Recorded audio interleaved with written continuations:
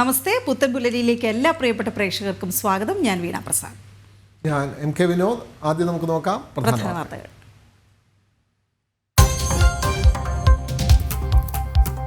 പാർലമെന്റിന്റെ ബജറ്റ് സമ്മേളനത്തിന് ഇന്ന് തുടക്കം. രാഷ്ട്രപതി ദ്രൗപദി മുർമു രാവിലെ 11-ന് സംയുക്ത സമ്മേളനത്തെ അഭിസംബോധന ചെയ്യും. ധനമന്ത്രി ഡോക്ടർ നിർമ്മല സീതാരാമൻ സാമ്പത്തിക സർവേ അവതരിപ്പിക്കും.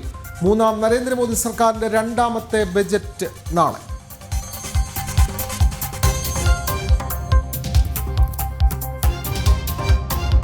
നീതി ആയോഗ് ധനസ്ഥിതി റാങ്കിങ്ങിൽ പിന്നിലായി കേരളം. 18 പ്രധാന സംസ്ഥാനങ്ങളിൽ കേരളത്തിന്റെ സ്ഥാനം 15-മത്. ഗുണപരമല്ലാത്ത അധിക ചെലവുകൾക്കൊപ്പം ബാധ്യതയും സംസ്ഥാനത്തിന് തിരിച്ചടി.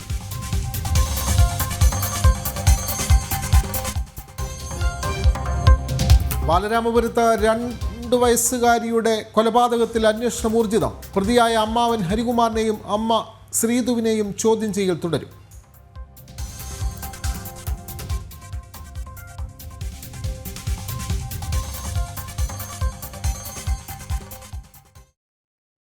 വാഷിംഗ്ടൺ വിമാനാപകടത്തിൽ 67 മരണം. മരിച്ചവരിൽ 15 ഫിഗർ സ്കേറ്റിംഗ് താരങ്ങളും. ബ്ലാക്ക് ബോക്സ് നദിയിൽ നിന്ന് കണ്ടെത്തി. അടിയന്തര യോഗം വിളിച്ച് അമേരിക്കൻ പ്രസിഡന്റ് ഡൊണാൾഡ് ട്രംപ്.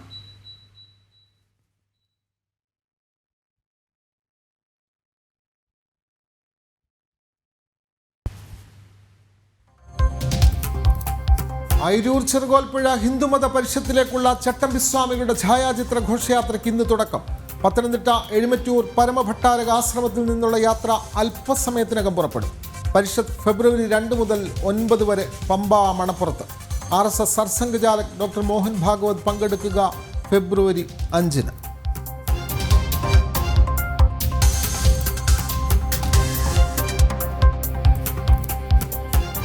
ഇന്ന് ഹിന്ദു വംശഹത്യാ ദിനം. ബംഗാൾ മാരിജ് ഷാപ്പി കൂട്ടക്കുരുതിയുടെ നടുക്കുന്ന ഓർമ്മകളിൽ രാഷ്ട്രം. കമ്മ്യൂണിസ്റ്റ് ഭീകരതയിൽ ജ്യോതി ബസു സർക്കാർ നടത്തിയ കൂട്ടക്കൊലയിൽ വധിക്കപ്പെട്ടത് നൂറുകണക്കിന് ഹിന്ദുക്കൾ.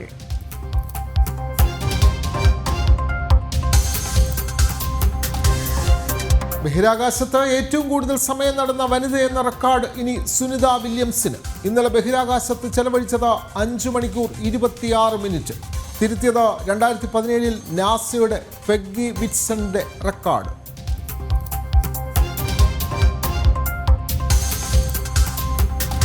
ഇന്ത്യ ഇംഗ്ലണ്ട് 4ാം T20 മത്സരം ഇന്ന്. പൂനെയിലെ നിർണായക മത്സരം ജയിച്ചാൽ ഇന്ത്യക്ക് പരമ്പര ഉറപ്പാക്കാം. പരമ്പരയിൽ 5 മത്സരങ്ങൾ.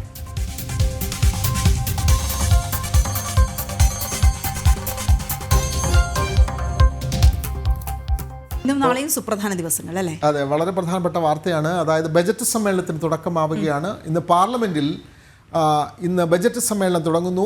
രാഷ്ട്രപതിയുടെ നയപ്രഖ്യാപന പ്രസംഗത്തോടെയാണ് സമ്മേളനം ആരംഭിക്കുക. ധനമന്ത്രി ഡോക്ടർ നിർമ്മല സീതാരാമൻ നാളെ രാവിലെ 11-ന് ലോക്സഭയിൽ ബജറ്റ് അവതരിപ്പിക്കും. വിവരങ്ങളുമായി ഗൗതം അനന്തനാരായണൻ ചേരുന്നു. ഗൗതം, ബജറ്റ് സമ്മേളനം ഇന്ന് തുടങ്ങുന്നു. മൂന്നാം നരേന്ദ്രമോദി സർക്കാരിൻ്റെ ബജറ്റ് സമ്മേളനം തുടങ്ങുന്നു. ഇന്നാണ് നയപ്രഖ്യാപനം നടക്കുക. കൂടുതൽ വിവരങ്ങൾ ഗൗതം.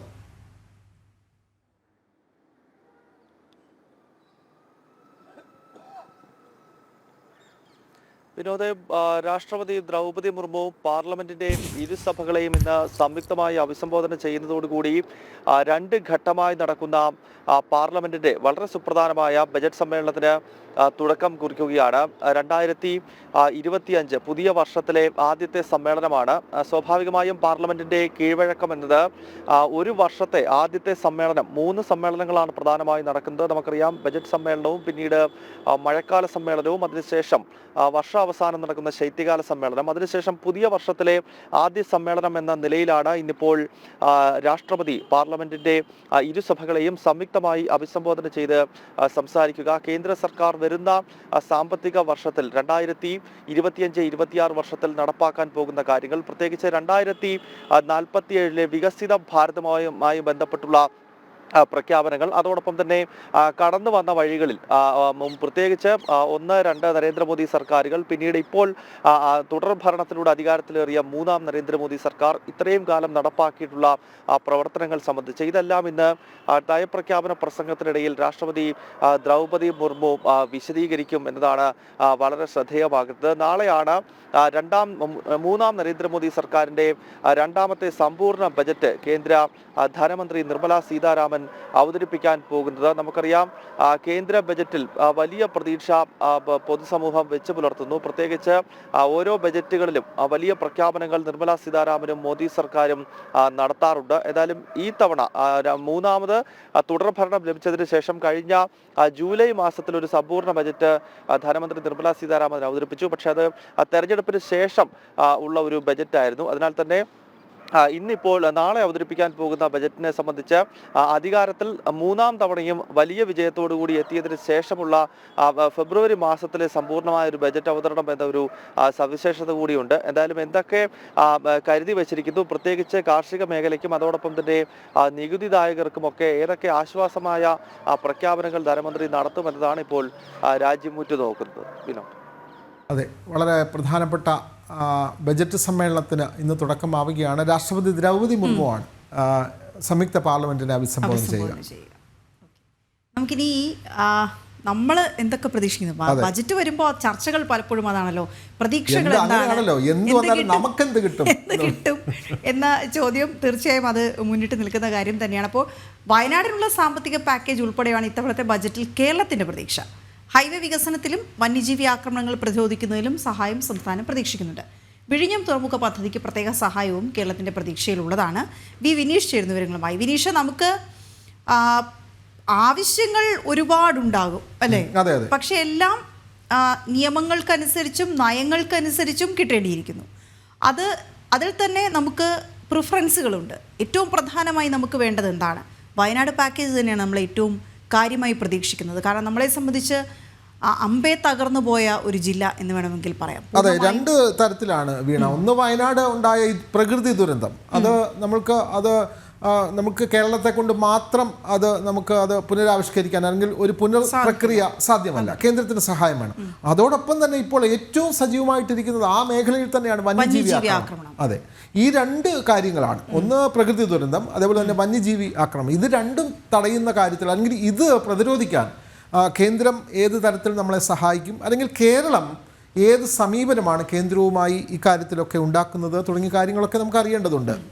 എയിംസ് നമ്മുടെ ഒരു ദീർഘകാല ആവശ്യമാണ്. അത് ഏത് തരത്തിൽ പരിഗണിക്കപ്പെടും? ഒരുപക്ഷെ നമ്മുടെ സംസ്ഥാനത്തിൻ്റെ നയങ്ങളും അതിന് ബാധിക്കുന്നുണ്ട്. നമ്മുടെ സംസ്ഥാനത്തിന് വേണ്ട ഇൻഫ്രാസ്ട്രക്ചർ അല്ലെങ്കിൽ മറ്റു കാര്യങ്ങൾ റെഡിയാക്കി കൊടുക്കുമ്പോഴാണല്ലോ ഇത്തരം പദ്ധതികളൊക്കെ കേരളത്തിലേക്ക് വരിക. അപ്പോൾ അതും ഒക്കെയും സഹകരിച്ചുകൊണ്ട് കേരളം എന്തൊരുക്കി നൽകുന്നുവോ അതിനനുസരിച്ച് കേന്ദ്രത്തിൻ്റെ സഹായം നമുക്ക് പ്രതീക്ഷിക്കാം എന്നുള്ള കാര്യത്തിൽ പിന്നെ ശബരി റെയിൽ അടക്കമുള്ള ശബരി റെയിലിന് എല്ലാ തവണയും തുക കേന്ദ്രം നീക്കി വെക്കുന്നുണ്ട്. പക്ഷേ കേരളം അതിന് കൃത്യമായി പ്രതികരിക്കുന്നില്ല തുടങ്ങിയ വാർത്തകളൊക്കെ നേരത്തെ തന്നെ വന്നതാണ്. അപ്പോൾ ഹൈവേ വികസനമാണ് നമ്മൾ പ്രതീക്ഷിക്കുന്ന മറ്റൊരു പ്രധാനപ്പെട്ട കാര്യം. അത് എനിക്ക് തോന്നുന്നു കാലാകാലങ്ങളിൽ കാലഘട്ടത്തിനനുസരിച്ചുള്ള വികസനം പലപ്പോഴും വരുന്നുണ്ട്. അതിനനുസരിച്ച് പക്ഷേ ഈ സംസ്ഥാനത്തെ റോഡുകൾ കൂടി മാറാത്തത് കൊണ്ട് സംഭവിക്കുന്ന കൂടുതൽ വാഹനങ്ങൾ ഹൈവേയിലേക്ക് വരുമ്പോഴുണ്ടാകുന്ന പ്രതീക്ഷിക്കാത്ത തരത്തിലുള്ള ഗതാഗത പ്രശ്നങ്ങളുമൊക്കെയാണ് ഹൈവേക്ക് വീണ്ടും പ്രശ്നങ്ങൾ ഉണ്ടാക്കുന്നത്. പിന്നെ അതുകൂടാതെ ഈ ഹൈവേയുടെ വികസനമുണ്ട്, അത് കൃത്യമായി നടക്കേണ്ടതുണ്ട്. അതുകൂടാതെ ഈ നാണ്യവിളകൾ അല്ലെങ്കിൽ നെല്ലടക്കമുള്ള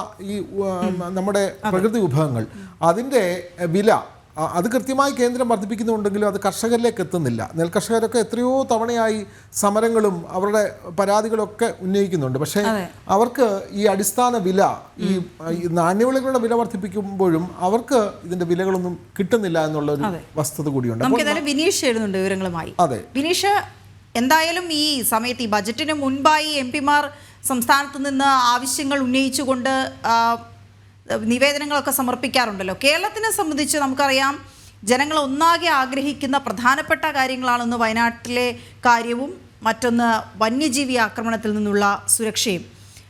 ഇതിനൊപ്പം തന്നെ എന്തൊക്കെയാണ് പ്രധാനമായും കേരളം ആവശ്യപ്പെട്ടിരിക്കുന്നത്?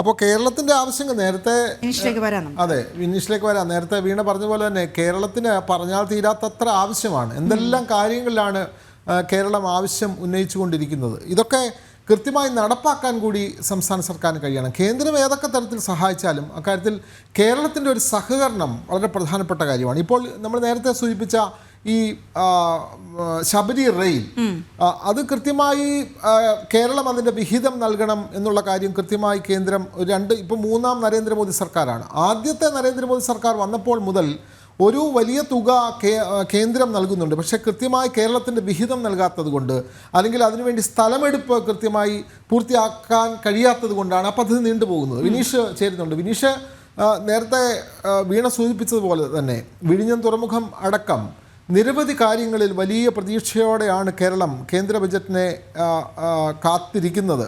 കേരളത്തിൻ്റെ പ്രതീക്ഷകളൊന്ന് പങ്കുവെക്കാമോ വിനീഷ്?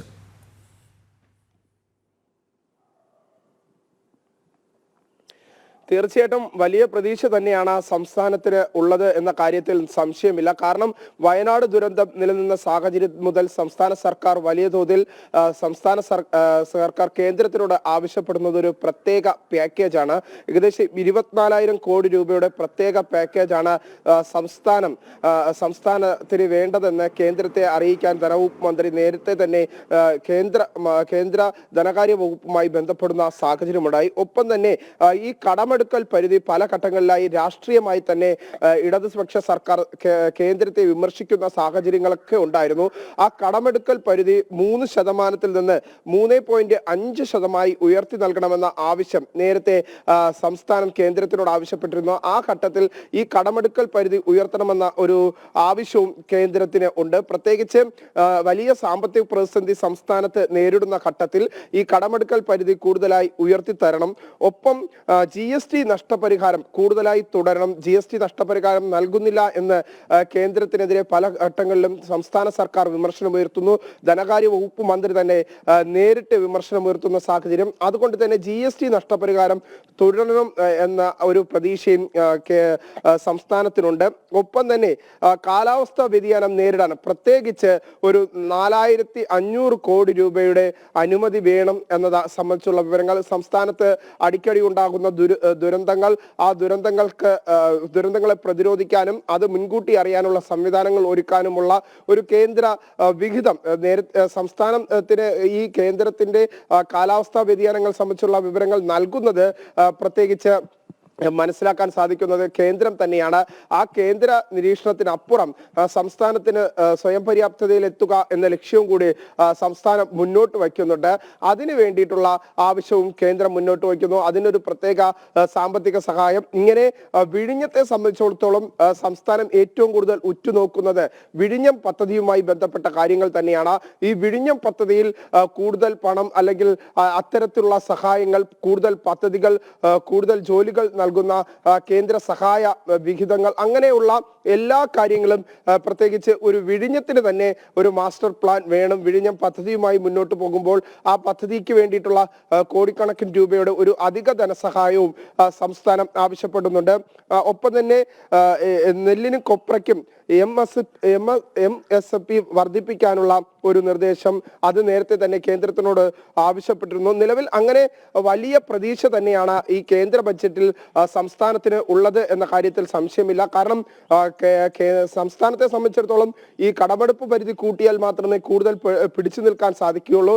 പക്ഷേ കേന്ദ്രം അതിന് കടിഞ്ഞാണിട്ടിരിക്കുന്ന ഒരു സാഹചര്യമുണ്ട്. കാരണം നിലവിലെ സാഹചര്യത്തിൽ കൂടുതൽ കടമെടുത്തു കഴിഞ്ഞാൽ അതിന്റെ സംസ്ഥാനത്തിന്റെ സാമ്പത്തിക സ്ഥിതി തന്നെ വല്ലാതെ ബാധിക്കും. അതുകൊണ്ട് കേന്ദ്രം കടിഞ്ഞാണിടുന്ന സ്ഥലത്തിലേക്ക് എത്തി നിൽക്കുകയാണ്. അത് 3% നിന്ന് 3.5% ഉയർത്തി നൽകണമെന്ന പ്രധാന ആവശ്യം തന്നെയാണ് സംസ്ഥാനത്തിന് ഉള്ളത്. വിനോദ്, തീർച്ചയായും അതിന് സംസ്ഥാന സർക്കാരിന്റെ വിവിധ ആവശ്യങ്ങളുണ്ട്. അപ്പോൾ കടമെടുപ്പ് പരിധി കൂട്ടണം, കടമെടുക്കുന്നത് കൂട്ടണം എന്നുള്ളതാണ് കേന്ദ്രം പറയുന്നത്. പരമാവധി കടമെടുക്കാൻ സഹായിക്കണം.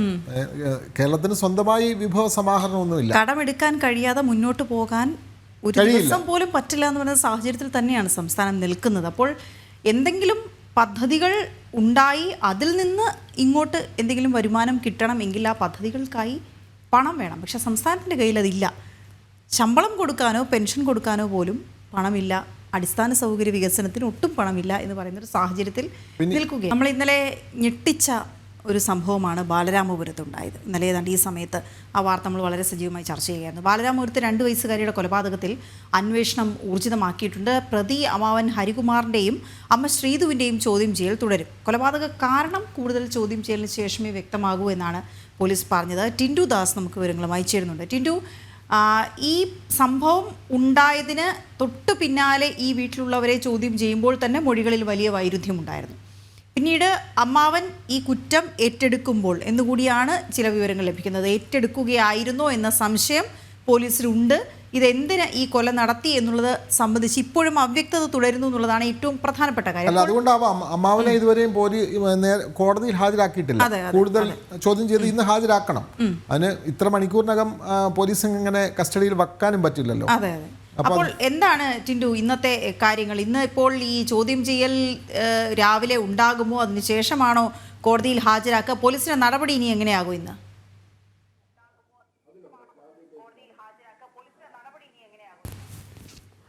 വീണ, ഇന്നും കുഞ്ഞിന്റെ അമ്മയും അമ്മാവനെയും അച്ഛനെയും ചോദ്യം ചെയ്യാനാണ് പോലീസിന്റെ തീരുമാനം. ഇന്നലെ കുഞ്ഞിന്റെ അമ്മയായിട്ടുള്ള ശ്രീധുവിനെ പോലീസ് സ്റ്റേഷനിൽ നിന്നും കൂട്ടിക്കൊണ്ടു പോകാൻ ആരും വന്നില്ലായിരുന്നു. തുടർന്ന് പൂജപ്പുരയിലുള്ള വനിതാ സംരക്ഷണ സെല്ലിലേക്ക് മാറ്റുകയായിരുന്നു. അവിടെ നിന്ന് ഇന്ന് ശ്രീധുവിനെ ബാലരാമ പോലീസ് സ്റ്റേഷനിലെത്തി ഡിവൈഎസ്പി എ ഷാജിയുടെ നേതൃത്വത്തിൽ വീണ്ടും ചോദ്യം ചെയ്യുമെന്നാണ് നമുക്കറിയാൻ സാധിക്കുന്നത്. അമ്മയുടെയും സഹോദരന്റെയും മൊഴികളിൽ വന്ന വൈരുദ്ധ്യമാണ് കുഞ്ഞിൻ്റേത് കൊലപാതകമാണെന്നുള്ളൊരു കണ്ടെത്തലിലേക്ക് പോലീസ് എത്തിയത്. ഇന്നലെ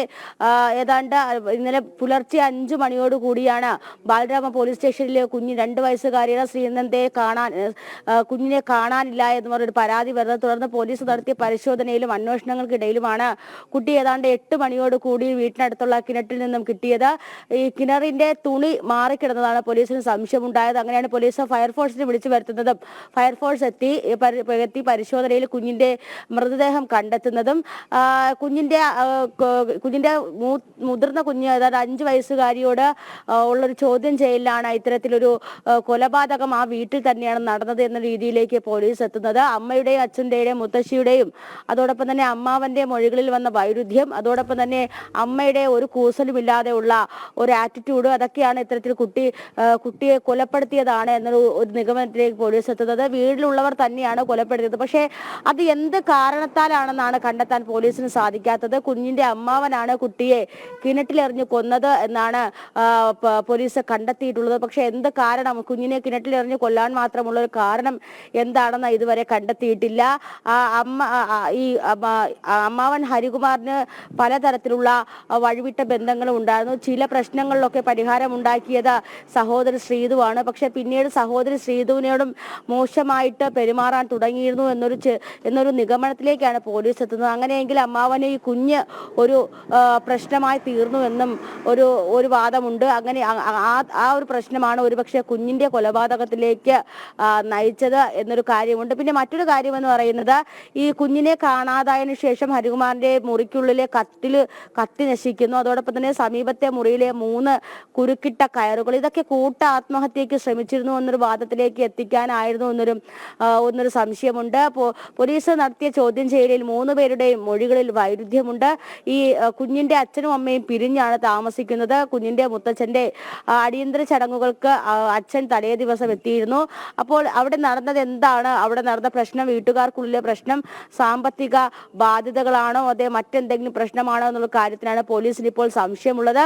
എന്തായാലും കുഞ്ഞിനെ അമ്മാവൻ കൊന്നതാണ് എന്ന് കണ്ടെത്തിയിട്ടുണ്ട്. കുഞ്ഞിന്റെ ശ്വാസകോശത്തിനുള്ളിൽ പോസ്റ്റ്മോർട്ടത്തിൽ വെള്ളം കണ്ടെത്തി. അപ്പോൾ കുഞ്ഞിനെ ജീവനോടെയാണ് കിണറ്റിലേക്ക് ഇട്ടതെന്നും പോലീസ് കണ്ടെത്തിയിട്ടുണ്ട്.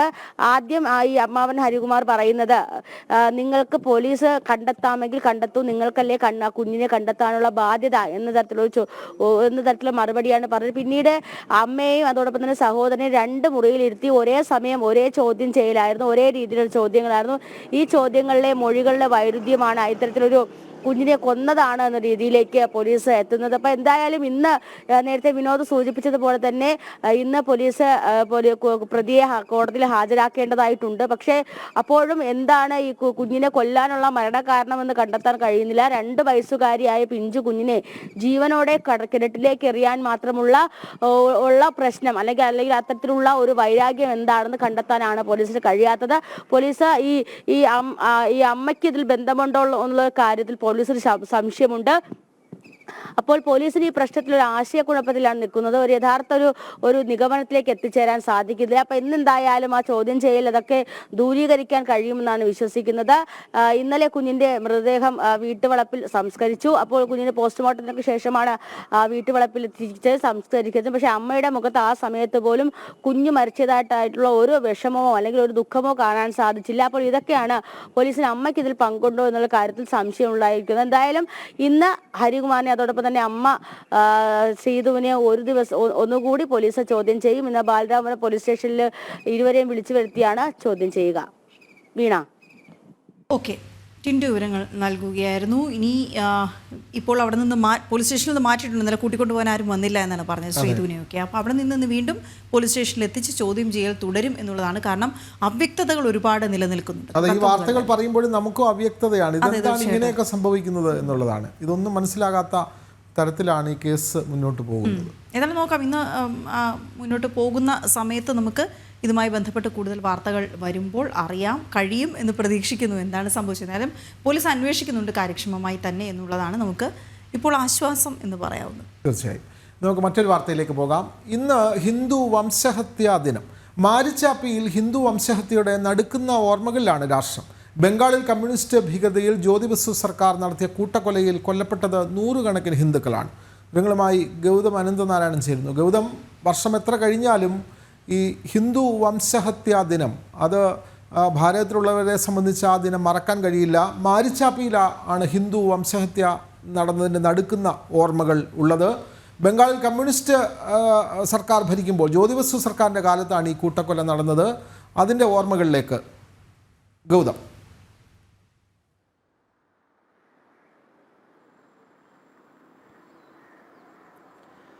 വിനോദ്, സ്വതന്ത്രാനന്തര ഭാരതത്തിന്റെ ചരിത്രത്തിലെ ഏറ്റവും വലിയ ഹിന്ദു വംശഹത്യയിൽ ഒന്നാണ് പശ്ചിമ ബംഗാളിൽ 979 ജനുവരി മാസത്തിൽ ജ്യോതി ബസു ഭരണകൂടം മാരിജാപ്പി എന്ന ദ്വീപിൽ നടത്തിയത്.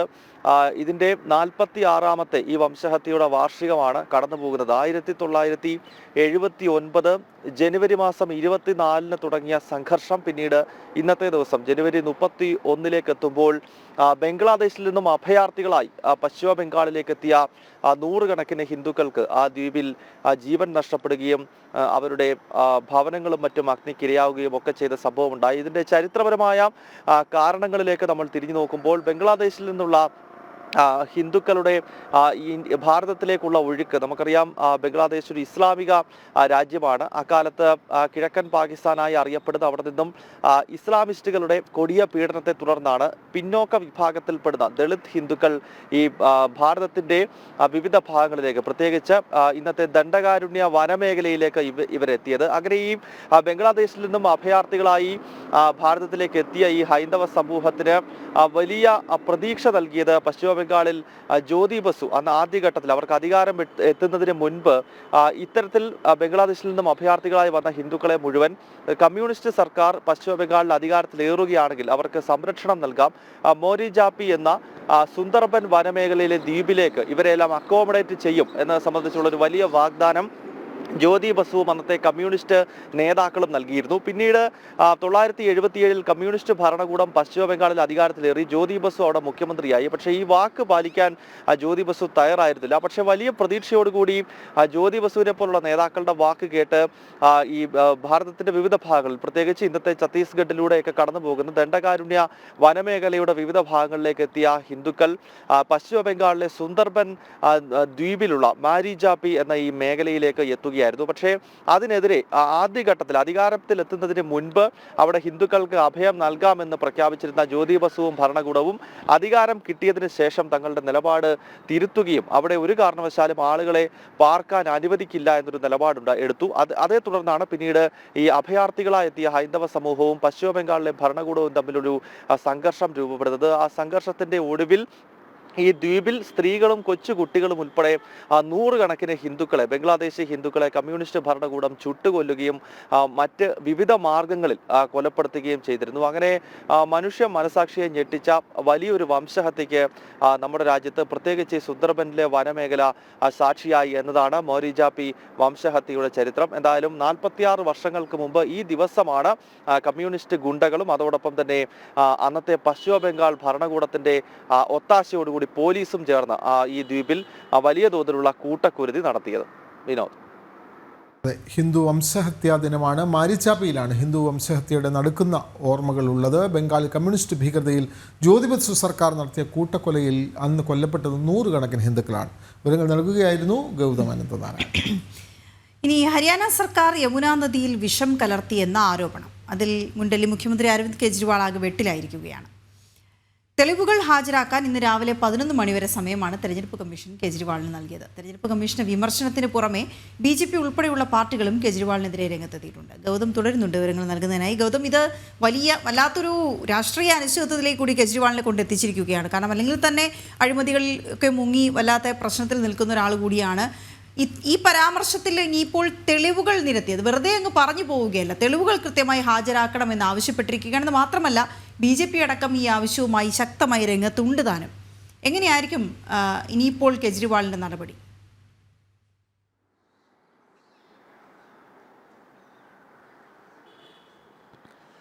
വീണ, ഡൽഹിയിൽ നിയമസഭാ തെരഞ്ഞെടുപ്പ് അടുത്ത മാസം 5-ന് നടക്കുകയാണ്. അതായത് പൊതു തെരഞ്ഞെടുപ്പ്, ഈ തെരഞ്ഞെടുപ്പിന്റെ പരസ്യ പ്രചരണം അവസാനിക്കാൻ ഇനിയും 4 ദിവസങ്ങൾ, ഇന്നൂടെ കൂട്ടി 4 ദിവസങ്ങൾ മാത്രമേ ശേഷിക്കുന്നുള്ളൂ. 3-ാം തീയതി വൈകുന്നേരം പരസ്യ പ്രചരണം അവസാനിക്കും.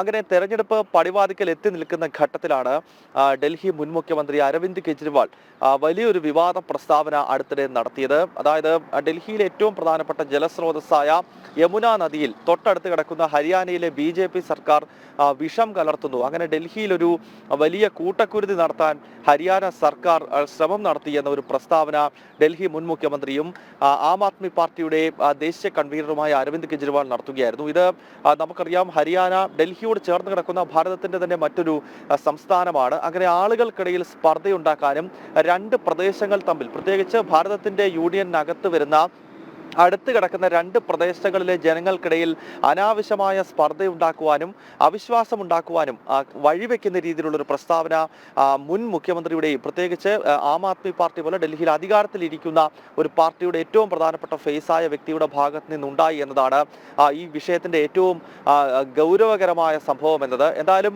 അരവിന്ദ് കെജ്രിവാളിന്റെ ഈ പ്രസ്താവനയ്ക്ക് പിന്നാലെ ഡൽഹിയിൽ എത്തി യമുനാ നദിയിൽ നിന്നും വെള്ളം കോരി കുടിച്ചുകൊണ്ടാണ് ഹരിയാന മുഖ്യമന്ത്രി നയാബ് സിംഗ് സൈനി പ്രതിഷേധം അറിയിച്ചത്. തുടർന്ന് BJPയും കോൺഗ്രസും അരവിന്ദ് കെജ്രിവാളിനെയും ആം ആദ്മി പാർട്ടിയെയും രൂക്ഷമായി വിമർശിച്ച് രംഗത്തെത്തി. ഇന്നലെ രോഹിണിയിൽ പൊതുസമ്മേളനത്തിൽ സംസാരിക്കുമ്പോൾ കേന്ദ്ര ആഭ്യന്തരമന്ത്രി അമിത്ഷാ പറഞ്ഞത് പരാജയം ആം ആദ്മി ഉറപ്പിച്ചു കഴിഞ്ഞിരിക്കുകയാണ്. വിവിധ വിവാദ വിഷയങ്ങൾ, മദ്യനയം ഉൾപ്പെടെയുള്ള വിവിധ അഴിമതികളും ആരോപണങ്ങളും കെജ്രിവാളിനെതിരെ ഉയർന്ന സാഹചര്യത്തിൽ ശ്രദ്ധ തിരിച്ചുവിട്ട് 2 പ്രദേശങ്ങളിലെ ജനങ്ങളെ തമ്മിൽ തെറ്റിപ്പിക്കാനും ഭിന്നതയുണ്ടാക്കുവാനുമുള്ള ശ്രമമാണ് കെജ്രിവാളിന്റെ ഭാഗത്ത് നിന്ന് ഉണ്ടായത് എന്നാണ് BJPയുടെയും അതോടൊപ്പം തന്നെ കോൺഗ്രസ് ഉൾപ്പെടെയുള്ള പാർട്ടികളുടെയും ആരോപണം. എന്തായാലും തെരഞ്ഞെടുപ്പ് കമ്മീഷൻ അരവിന്ദ് കെജ്രിവാളിന്റെ നോട്ടീസ് അയച്ചിട്ടുണ്ട്. ഇന്ന് 11 മണിക്കകം കെജ്രിവാൾ തെളിവുകൾ നിരത്തണം. കാരണം ഇത്രത്തോളം ഗൗരവമുള്ള, ആളുകൾക്കിടയിൽ ഭിന്നിപ്പുണ്ടാക്കുന്ന രീതിയിലുള്ള ഒരു പ്രസ്താവന നടത്തുമ്പോൾ അതിന്റെ തെളിവുകൾ അനിവാര്യമാണ് എന്ന നിലപാടാണ് തെരഞ്ഞെടുപ്പ് കമ്മീഷനുള്ളത്. അതിനാൽ ഇന്നത്തെ ദിവസത്തിനകം യമുനാ നദിയിൽ ഏതെങ്കിലും രീതിയിൽ ഹരിയാന സർക്കാർ വിഷം കലർത്തിക്കൊണ്ട് ഡൽഹിയിൽ ഒരു വലിയ കൂട്ടക്കൊലയ്ക്ക് തൊട്ടടുത്ത് കിടക്കുന്ന സംസ്ഥാനത്തിന്റെ സർക്കാർ ശ്രമിച്ചോ, അങ്ങനെ ശ്രമിച്ചുവെങ്കിൽ അതിന് തെളിവുകൾ നിരത്തണം, അല്ലെങ്കിൽ പ്രത്യാഘാതം ഗുരുതരമാകും എന്ന കൃത്യമായ സന്ദേശമാണ് തെരഞ്ഞെടുപ്പ് കമ്മീഷൻ അരവിന്ദ് കെജ്രിവാളിന് നൽകിയിരിക്കുന്നത്. വീണ, നമുക്ക് ഒരു വിജയത്തിന്റെ കഥയിലേക്ക് പെൺതാരത്തെ പരിചയപ്പെടാം. ഇന്ന് നമ്മൾ പരിചയപ്പെടുന്നത് വർക്ക്ഷോപ്പ് പണിയിലെ ഒരു പെൺതാരത്തെയാണ്. ഇടുക്കി ചോറ്റുപാറ സ്വദേശിനിയായ വിജയറാണിയാണ് ഈ പെൺപുലി. ജീവിത സാഹചര്യങ്ങൾ കൊണ്ട് വർക്ക്ഷോപ്പിൻ്റെ ഉത്തരവാദിത്വം പൂർണ്ണമായും വിജയറാണി ഏറ്റെടുക്കുകയായിരുന്നു. വിജയറാണിയുടെ വിജയ കഥയിലേക്കാണ് ഇനി.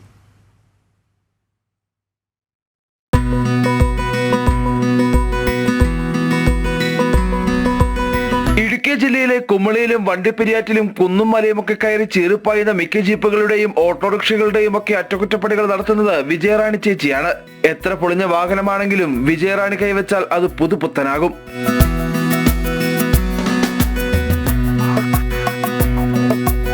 ഫോർ വീലറുകളുടെ ബോഡി വർക്കും 2 വീലർ റിപ്പയറും വാഹനങ്ങളുടെ പെയിന്റിംഗും ഉൾപ്പെടെയുള്ള ജോലികളാണ് ഈ വർക്ക്ഷോപ്പിൽ കൂടുതലായും ചെയ്യുന്നത്. എത്തുന്ന വാഹനങ്ങളുടെ ജോലികളിൽ അധികവും ചെയ്യുന്നത് വിജയറാണി തനിയെ തന്നെ. സഹായത്തിന് മകൻ നിഷാന്തും ഒപ്പമുണ്ട്. ഭർത്താവ് ഭൂവേന്ദ്രനൊപ്പമാണ് വിജയറാണി വണ്ടിപ്പണി പഠിച്ചു തുടങ്ങിയത്. ജീവനക്കാർ കുറഞ്ഞതോടെ പ്രധാന സഹായിയായി. പെട്ടെന്നുണ്ടായ ഭൂവേന്ദ്രന്റെ മരണം വിജയറാണിയെയും മകനെയും ഒന്നുലച്ചെങ്കിലും ഭർത്താവ് പകർന്നു നൽകിയ പാഠങ്ങൾ മനസ്സിൽ കോറിയിട്ട് വർക്ക്ഷോപ്പിന്റെ ഉത്തരവാദിത്തം പൂർണ്ണമായും അവർ ഏറ്റെടുക്കുകയായിരുന്നു. ഞാൻ പുള്ളി ഉള്ളപ്പോഴേ പുള്ളിയുടെ കൊടുത്ത് പണിക്ക് കയറുമായിരുന്നു. എന്നാൽ സ്റ്റാഫൊന്നും ഇല്ലാതായപ്പോഴത്തേക്കും ഇവിടെ ഒത്തിരി സ്റ്റാഫൊക്കെ ഉണ്ടായിരുന്നു. എന്നിട്ട് അവരെല്ലാം ഇല്ലാതായ പിന്നെ ഞാനും കുറ്റം കൊടുത്ത് ചേർന്ന് പണി ചെയ്യുമായിരുന്നു. അങ്ങനെ ചെയ്തു ആയപ്പോഴത്തേക്കിന് പിന്നെ ഇനിയിപ്പോൾ പുള്ളി ഇല്ലാതായി. പിന്നെ ഇനി ഞങ്ങൾ തന്നെ കഞ്ഞി കുടിക്കുക എല്ലാം നോക്കണ്ടേ. അത് കാരണം ഞാൻ ഇറങ്ങി പണി ചെയ്ത് അങ്ങനെ പണി ചെയ്യുന്നു. സ്ത്രീകൾ അധികവും കൈവെക്കാൻ മടിക്കുന്ന മെക്കാനിക്കൽ ജോലികൾ കൈവഴക്കത്തോടെ ചെയ്യുമ്പോൾ വിജയറാണിക്ക് നൽകാനുള്ള സന്ദേശം ഒന്നു മാത്രം. എല്ലാത്തിനും നമ്മുടെ മനസ്സാണ് കാരണം. നല്ല മനധൈര്യവും നമുക്ക് പ്രോത്സാഹനത്തിന് ആള് സഹായിച്ചു എന്ന് നമ്മൾ നോക്കി നമ്മളെ സഹായിക്കുന്നുണ്ട് എന്ന് നമ്മുടെ മനസ്സിലുണ്ടെങ്കിൽ നമുക്ക് മുമ്പോട്ട് പോവാം. അത്രേ ഉള്ളൂ. സാമ്പത്തിക പ്രയാസങ്ങൾ ഉണ്ടെങ്കിലും വീടിന് മുന്നിലെ ഈ ചെറിയ വർക്ക്ഷോപ്പിൽ നിന്ന് ഈ കുടുംബത്തിന് കഴിയാനുള്ള വരുമാനം ലഭിക്കുന്നുണ്ട്. അതിലവർ സന്തുഷ്ടരുമാണ്. തോൽക്കാൻ മനസ്സില്ലാതെ പോരാടുന്ന പെൺകരുത്ത്.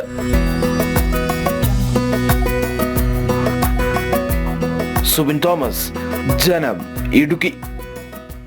വിജയറാണിയുടെ വിജയത്തിന്റെ കഥയാണ്. സ്ത്രീകൾ കണ്ടിട്ടില്ലാത്ത ഒരു മേഖലയിൽ അല്ലേ? ഇപ്പൊ സ്ത്രീകൾ ഇനിയും വരാത്ത മേഖല ചുരുക്കമാണ്. എല്ലാ മേഖലയിലും ആയി. അതെ അല്ലേ? അതൊരു വലിയ അതിശയോക്തിയായിട്ടൊന്നും പറയണ്ട. ഞങ്ങൾ സ്ത്രീകൾ കഴിവ് കുറഞ്ഞവരാണെന്ന് കണക്കാക്കരുത്. ഓക്കെ, തമാശയായി പറഞ്ഞാണ്. നമുക്ക് അടുത്ത വാർത്തയിലേക്ക് പോകാം.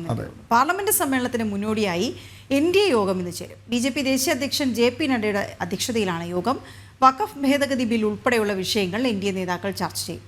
ഗൗതം അനന്തനാരായണൻ തുടരുന്നുണ്ട്. ഗൗതം, ബജറ്റ് സമ്മേളനമാണെന്നുള്ളത് പ്രാധാന്യത്തോടെ നമ്മൾ മനസ്സിലാക്കുന്നു. പക്ഷേ അതേസമയം ഈ ബജറ്റ് സമ്മേളനത്തിൽ പ്രാധാന്യത്തോടെ നോക്കിയിരിക്കുന്ന ഒന്നാണ് ഈ വഖഫ് ഭേദഗതി ബില്ല് അടക്കമുള്ള കാര്യങ്ങൾ. അപ്പോൾ എങ്ങനെയാണ് NDA യോഗം ഇന്ന് എന്തൊക്കെ വിഷയങ്ങൾ ചർച്ച ചെയ്യും?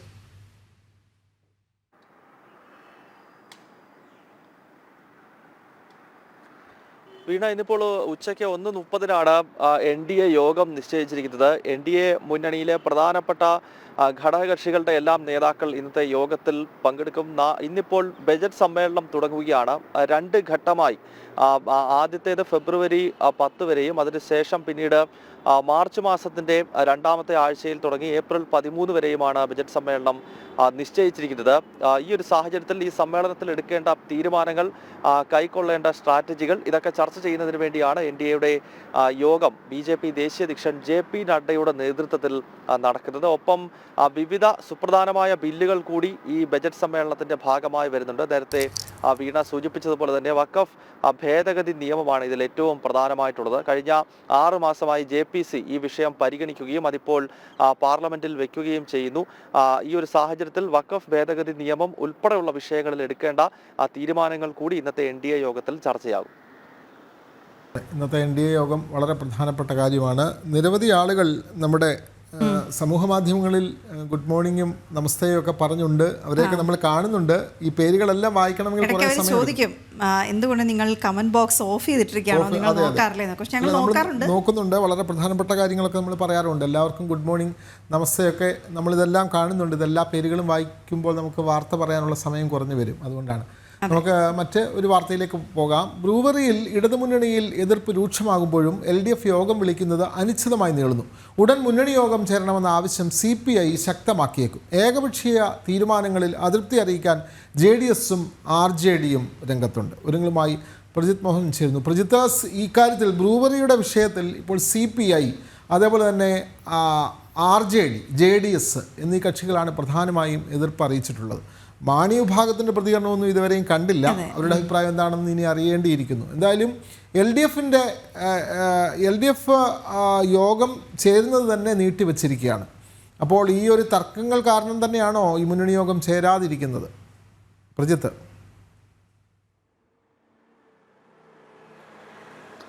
ഈ ബ്രൂവറി ബന്ധപ്പെട്ട വിവാദങ്ങൾ സജീവമായതിനു ശേഷം LDF യോഗം ചേരുന്നതുമായി ബന്ധപ്പെട്ട യാതൊരു വിധത്തിലുള്ള ചർച്ചകളും നീക്കങ്ങളും ഉണ്ടാകുന്നില്ല എന്നുള്ളതാണ് ഈ ഘട്ടത്തിൽ എടുത്തു പറയേണ്ടത്. അനിശ്ചിതമായി നീളുകയാണ് അത്തരം ചർച്ചകളും ആലോചനകളും ഒക്കെ.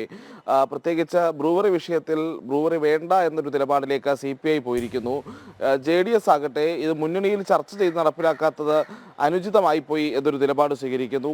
RJD കുറച്ചുകൂടി കടന്ന് ഈ ബ്രൂവറി വിഷയത്തിൽ ഒരു നിലപാട് സ്വീകരിക്കാനായി യോഗം വിളിച്ചിട്ടുണ്ട്. അതോടൊപ്പം തന്നെ ഇടതുമുന്നണി കൺവീനറിനെ അടക്കം രൂക്ഷമായി വിമർശിക്കുന്ന സാഹചര്യവും ഉണ്ടായിട്ടുണ്ട്. കാരണം ഈ നയവുമായി ബന്ധപ്പെട്ടുള്ള വിഷയങ്ങളൊന്നും അറിയാത്ത ഒരാളല്ല നിലവിലത്തെ ഇടതുമുന്നണി കൺവീനർ TP രാമകൃഷ്ണൻ അടക്കമുള്ള വിമർശനങ്ങൾ RJDയുടെ ഭാഗത്ത് നിന്ന് പരസ്യമായി തന്നെ വരുന്നൊരു സാഹചര്യം ഉണ്ടാകുന്നു. അങ്ങനെ മുന്നണിയിൽ ബ്രൂവറിയുമായി ബന്ധപ്പെട്ട വലിയൊരു പൊട്ടിത്തെറിക്കുള്ള സാധ്യത അത് തെളിഞ്ഞുകൊണ്ടിരിക്കുന്നു. വിവിധ ഘടകകക്ഷികളുടെ ഇതിനു മുൻപ് പലപ്പോഴും സർക്കാരിൻ്റെയും മന്ത്രിസഭയുടെയും ഒക്കെ തീരുമാനങ്ങളെയോ നയങ്ങളെയോ അങ്ങനെ എതിർക്കാതെയും പ്രതികരിക്കാതെയും അതിനെതിരെ പ്രതികരിക്കാതെയും നിന്നിട്ടുള്ള നേതാക്കളും പാർട്ടികളും ഒക്കെ ആയിട്ടുള്ള ഘടകകക്ഷികൾ ഇപ്പോൾ സജീവമായി ഈ വിഷയങ്ങളിലൊക്കെ ചർച്ച ചെയ്യാനും മാധ്യമങ്ങൾക്ക് മുന്നിൽ വന്ന് കാര്യങ്ങൾ സംസാരിക്കാനും ഒക്കെ തയ്യാറാകുന്ന ഒരു സാഹചര്യത്തിലേക്ക് കാര്യങ്ങൾ പോയിരിക്കുന്നു എന്നുള്ളതാണ്. അത് ഇടതുമുന്നണിയിലുള്ള അസ്വാരസ്യങ്ങളുടെ ഒരു തുടർച്ച എന്നുകൂടി നമ്മൾ പറയേണ്ടിയിരിക്കുന്നു. പ്രത്യേകിച്ചൊരു ബ്രൂവറി മാത്രമല്ല, അടുത്ത കാലത്തുണ്ടായിട്ടുള്ള പ്രധാനപ്പെട്ട സർക്കാർ തീരുമാനങ്ങളിൽ നിന്നെല്ലാം മന്ത്രിസഭാ തീരുമാനങ്ങളിൽ നിന്നെല്ലാം ഈ വിഷയങ്ങൾ ഘടകകക്ഷികളുടെ നേതൃത്വവുമായി സംസാരിച്ച് ചർച്ച ചെയ്ത് തീരുമാനങ്ങൾ എടുക്കാത്തതിൽ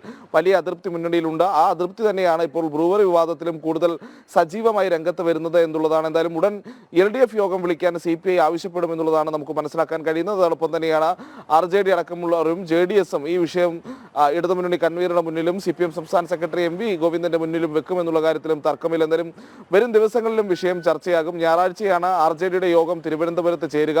ഈ യോഗത്തിന് ശേഷം ഒരുപക്ഷെ അന്ന് തന്നെ LDF കൺവീനറെ RJD നേതാക്കൾ നേരിട്ട് കാണാനും ഇത്തരത്തിലൊരു യോഗം വിളിക്കാനും LDF യോഗം ഉടൻ ചേരണമെന്ന് ആവശ്യപ്പെടാനും സാധ്യതയുണ്ട്.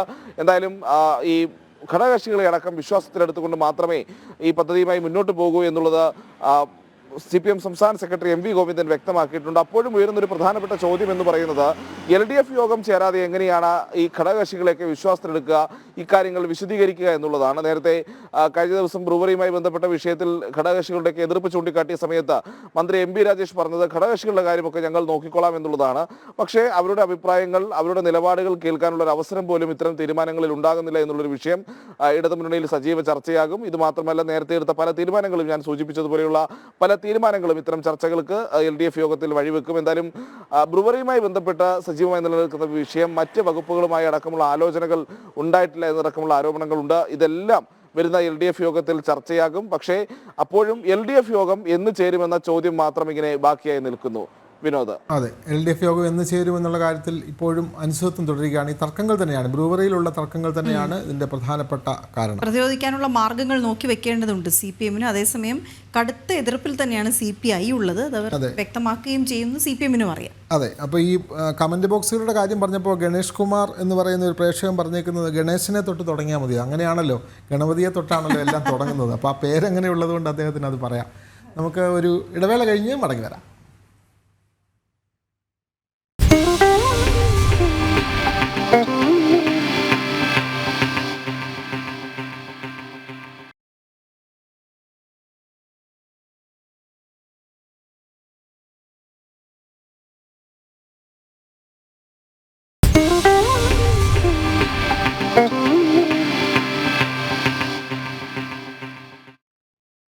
വിവാദങ്ങൾക്കൊടുവിൽ CPM കോഴിക്കോട് ജില്ലാ സമ്മേളനത്തിൽ ഇന്ന് സമാപനമാകും. സർക്കാരിൻ്റെയും CPM മന്ത്രിമാരുടെയും പ്രവർത്തനത്തിൽ രൂക്ഷമായ വിമർശനമാണ് സമ്മേളനത്തിൽ ഉയർന്നത്. മുഖ്യമന്ത്രിയുടെ ശൈലിക്കെതിരെയും ഒരു വിഭാഗം രംഗത്തെത്തിയിരുന്നു. ജിസ്ന സുരേഷ് വിവരങ്ങളുമായി ചേരുന്നുണ്ട്. ജിസ്ന, കടുത്ത വിമർശനം ഈ സമ്മേളനങ്ങളിൽ ഉയരാനുള്ള സാധ്യത നേരത്തെ തന്നെ മുന്നിൽ കണ്ടിരുന്നു. പക്ഷേ മുഖ്യമന്ത്രിയുടെ സമീപനത്തിലടക്കം പ്രവർത്തന രീതിയിലടക്കം വിമർശനങ്ങൾ ഉയർന്നൊരു ജില്ലാ സമ്മേളനമാണ് കടന്നുപോയത്. അപ്പോൾ ഇത് ആ ജില്ലാ സമ്മേളനം വിട്ട് എങ്ങോട്ടേക്ക് പോകുമെന്നുള്ള കാര്യം ആണ് നമുക്ക് പിന്നീട് നോക്കി കാണേണ്ടത്. പക്ഷേ എന്നാലും ഇന്ന് ജില്ലാ സമ്മേളനം സമാപിക്കാനിരിക്കെ എന്തൊക്കെ ആകത്തുക ഈ സമ്മേളനത്തിൽ CPMന് എന്ത് കിട്ടി?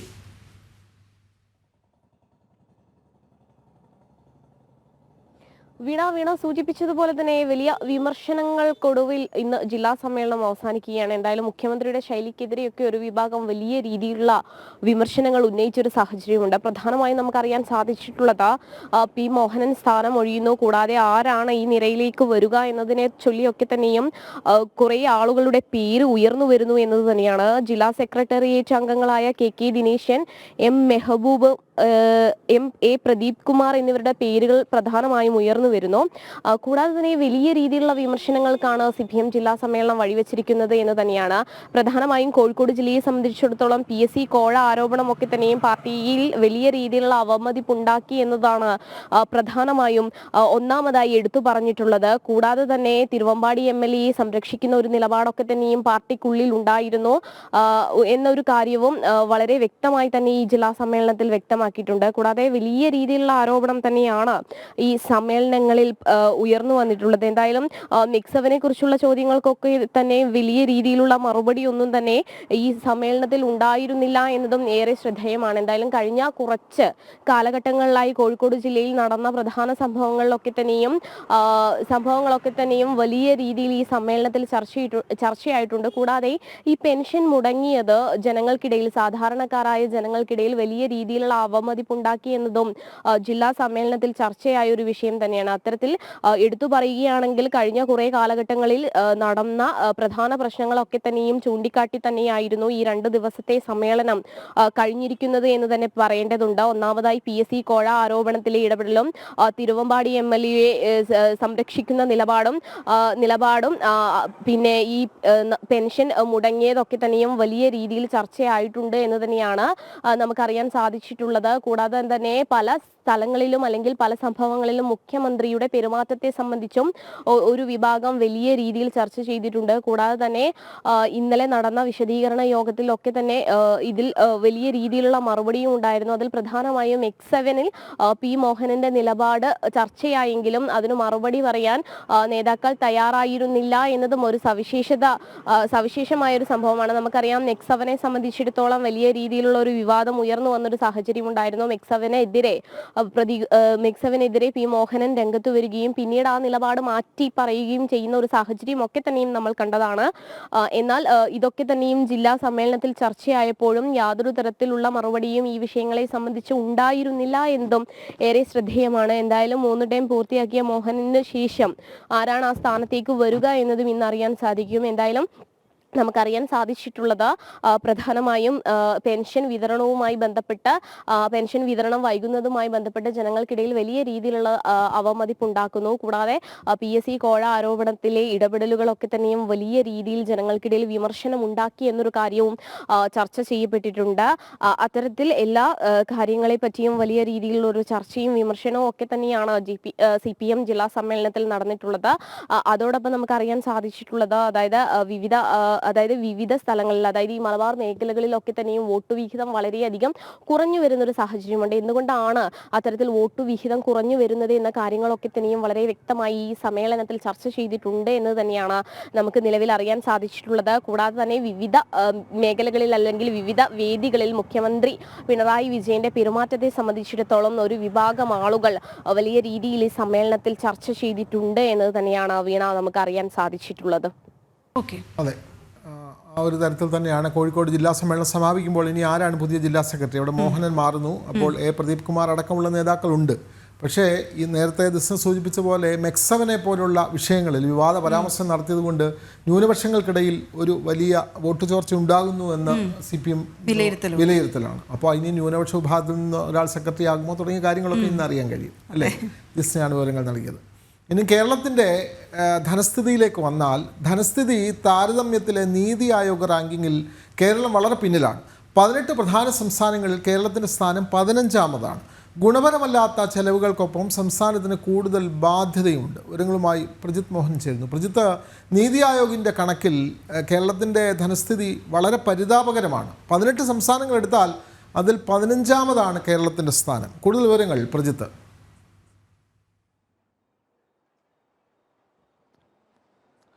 വിനോദ, നീതി ആയോഗിന്റെ 2025 ധനാരോഗ്യ സൂചിക റിപ്പോർട്ടിലാണ് 2022-23 കാലത്തെ പ്രകടനത്തിന്റെ അടിസ്ഥാനത്തിൽ കേരളത്തിന് വളരെ പിന്നിലുള്ള റാങ്ക് നൽകിയിരിക്കുന്നത്. 2014-15 കാലത്ത് 16ാമത്തെ റാങ്കിൽ നിന്നും 15ലേക്ക് ഉയർന്നു എന്നതൊഴിച്ചാൽ സംസ്ഥാനത്തിന്റെ അവസ്ഥയും ഈ പ്രകടനവും വളരെ മോശം എന്നുള്ളത് തന്നെയാണ് നീതി ആയോഗിന്റെ വിലയിരുത്തൽ എന്നുള്ളത്. ഈ സംസ്ഥാനങ്ങളെ 4 വിഭാഗങ്ങളായി വേർതിരിക്കുന്നതിൽ ഏറ്റവും പിന്നിലുള്ള ആസ്പിറേഷണൽ വിഭാഗത്തിലാണ് കേരളത്തെ നീതി ആയോഗ് ഉൾപ്പെടുത്തിയിട്ടുള്ളത് എന്നുള്ളതാണ്. കേരളത്തിനൊപ്പം ഹരിയാന, പശ്ചിമ ബംഗാൾ, ആന്ധ്രാപ്രദേശ്, പഞ്ചാബ് എന്നീ സംസ്ഥാനങ്ങളാണ് ഈ ആസ്പിറേഷണൽ ലിസ്റ്റിൽ ഉൾപ്പെടുന്നത്. ഇത് ചില മാനദണ്ഡങ്ങളുടെ അടിസ്ഥാനത്തിലാണ് ഇത്തരത്തിൽ ഈ ധനാരോഗ്യ റിപ്പോർട്ട് നീതി ആയോഗ് പുറത്തുവിടുന്നത്. അതിൽ പ്രധാനപ്പെട്ട കാര്യം ഒന്ന്, ചെലവിന്റെ ഗുണനിലവാരം, വരുമാന സമാഹരണം, ചെലവ് നിയന്ത്രണം, കടത്തിന്റെ സൂചിക, കടത്തിന്റെ സുസ്ഥിരത എന്നിവയാണ്. അപ്പോൾ ഇതിൽ ചെലവിന്റെ ഗുണനിലവാരത്തിലാണ് സംസ്ഥാനത്തിന് ഏറ്റവും അധികം പോയിന്റ് നഷ്ടമായിരിക്കുന്നത്, അല്ലെങ്കിൽ ഏറ്റവും കുറഞ്ഞ പോയിന്റുകൾ നീതി ആയോഗ് നൽകിയിരിക്കുന്നത് എന്നുള്ളതാണ് ഈ ഘട്ടത്തിൽ എടുത്തു പറയേണ്ടത്. വരുമാനത്തിന്റെ അളവിൽ ചെറിയ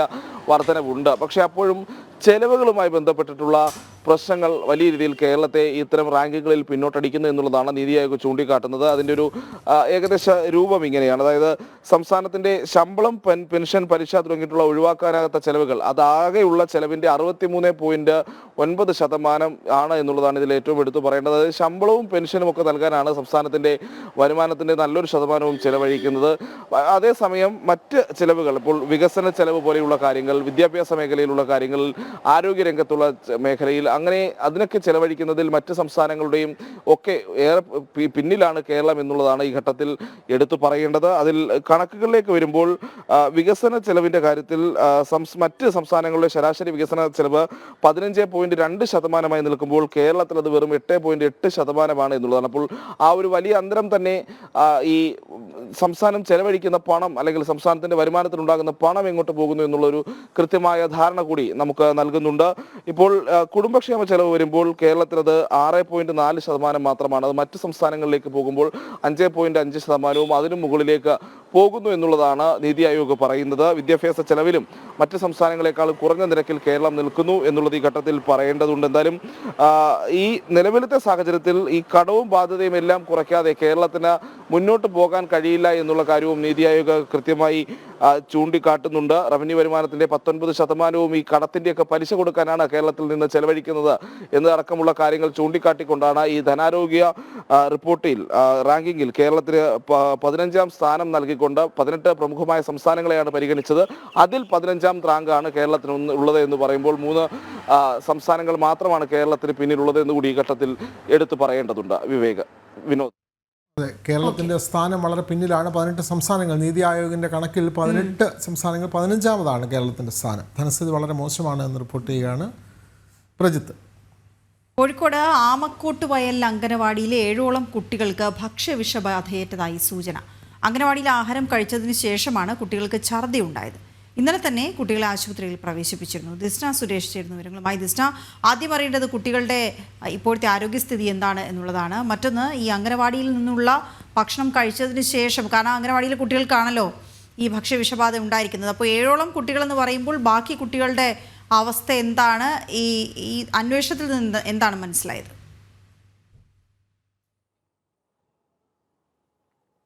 വീണ, നമുക്കറിയാൻ സാധിച്ചിരിക്കുന്നത് കോഴിക്കോട് ജില്ലയിലെ ആമക്കോട്ട് വയൽ അംഗനവാടിയിലാണ് ഭക്ഷ്യവിഷബാധ ഉണ്ടായിരിക്കുന്നത്. 22 കുട്ടികളാണ് നിലവിൽ ആ അംഗനവാടിയിൽ പഠിക്കുന്നത്. ഇന്നലെ അംഗനവാടി വിട്ടതിന് ശേഷം വീടുകളിലെത്തിയ കുട്ടികൾ ഇത്തരത്തിലുള്ള ശാരീരിക അസ്വസ്ഥതകൾ പ്രകടിപ്പിക്കുകയായിരുന്നു. ഛർദി ഉൾപ്പെടെയുള്ള ശാരീരിക അസ്വസ്ഥതകൾ ഉണ്ടായിരുന്നു എന്നത് തന്നെയാണ് കുട്ടികളുടെ ബന്ധുക്കളുമായി സംസാരിച്ചപ്പോൾ നമുക്കറിയാൻ സാധിച്ചിട്ടുള്ളത്. കുട്ടികൾ വീട്ടിലെത്തിയതിനു ശേഷം മറ്റ് ആഹാരങ്ങളൊന്നും തന്നെ കഴിച്ചിട്ടില്ല എന്നത് തന്നെയാണ് നമുക്ക് നിലവിൽ അറിയാൻ സാധിച്ചിരിക്കുന്നത്. അത്തരത്തിലാണ് ഈ അംഗനവാടിയിൽ നിന്ന് തന്നെയാണ് ഇത്തരത്തിലൊരു ഭക്ഷ്യവിഷബാധ ഏറ്റിട്ടുള്ളത് എന്നൊരു നിഗമനത്തിൽ തന്നെയാണ് ഇപ്പോൾ നിലവിൽ എത്തിയിട്ടുള്ളത്. അങ്ങനെ ഒരു സംശയത്തിൽ തന്നെയാണ് നിലവിലുള്ളത്. ഉച്ചയ്ക്ക് കഴിച്ച അല്ലെങ്കിൽ വൈകുന്നേരം കുട്ടികൾക്ക് കൊടുത്ത ഏതോ ഒരു ഭക്ഷണ പദാർത്ഥത്തിൽ നിന്നാണ് ഇത്തരത്തിൽ ഭക്ഷ്യവിഷബാധ ഏറ്റത് എന്നൊരു സംശയം തന്നെയാണ് ഇപ്പോൾ പ്രകടമായിട്ടുള്ളത്. 22 കുട്ടികൾ ഈ വിദ്യാലയത്തിലുണ്ട്. 7 കുട്ടികളെ ഇത്തരത്തിൽ ശാരീരിക അസ്വസ്ഥതകൾ അനുഭവപ്പെട്ടതിനെ തുടർന്ന് തൊട്ടടുത്തുള്ള സ്വകാര്യ ആശുപത്രിയിൽ പ്രവേശിപ്പിക്കുകയായിരുന്നു.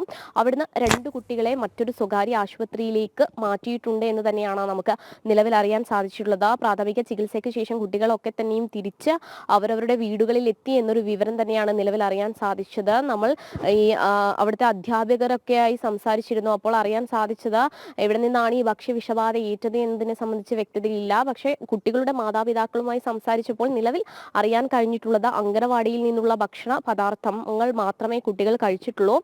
മറ്റൊരു ഭക്ഷണവും വീട്ടിൽ നിന്ന് കഴിച്ചിട്ടില്ല. അങ്കനവാടിയിൽ നിന്ന് തന്നെയാണ് ഇത്തരത്തിലൊരു ഭക്ഷ്യവിഷബാധ കുട്ടികൾക്ക് ഏറ്റത് എന്ന് തന്നെയാണ് അറിയാൻ സാധിച്ചത്. എന്തായാലും 22 കുട്ടികളിൽ 7 പേർക്കാണ് ഇത്തരത്തിൽ ഭക്ഷ്യവിഷബാധയേറ്റ് വിവിധ ആശുപത്രികളിൽ ചികിത്സ തേടിയിരുന്നത്. വീണ, ഓക്കെ. അംഗൻവാടിയിൽ പ്രവേശിപ്പിച്ച കുട്ടികളുടെ ആണ് ഭക്ഷ്യവിഷബാധ ഉണ്ടായത്. ഇതിനെ തുടരുക മറ്റൊരു പ്രധാന വാർത്ത. ബിസോൺ കലോത്സവത്തിനിടെ, അതായത് കാലിക്കറ്റ് സർവകലാശാല ബിസോൺ കലോത്സവത്തിനിടെ കോഴിക്കോട് പുളിയാവ് കോളേജിൽ സംഘർഷമുണ്ടായി. രാത്രി 12 മണിക്ക് നാടക മത്സരത്തിനിടെയാണ് ഏറ്റുമുട്ടലുണ്ടായത്. പോലീസ് ലാത്തി വീശതിനെ തുടർന്ന് നിരവധി വിദ്യാർത്ഥികൾക്ക് പരിക്കേറ്റു. SFI MSF പ്രവർത്തകർ തമ്മിലായിരുന്നു സംഘർഷം. വിവരങ്ങളുമായി ദിസ്ന സുരേഷ് ചേരുന്നു. ദിസ്ന, ഈ ബിസോൺ കലോത്സവം തുടക്കം മുതൽ തന്നെ വിവാദമാണ്. ഇപ്പോൾ നാടക മത്സരത്തിനിടെയാണ് കുട്ടികൾ തമ്മിൽ കയ്യേറ്റമുണ്ടായത്. അതിൽ ചേരിതിരിഞ്ഞ്, പ്രത്യേകിച്ചും SFI MSF വിദ്യാർത്ഥികൾ ചേരിതിരിഞ്ഞ് സംഘർഷമുണ്ടായി എന്നുള്ളതാണല്ലോ വാർത്ത. കൂടുതൽ വിവരങ്ങൾ.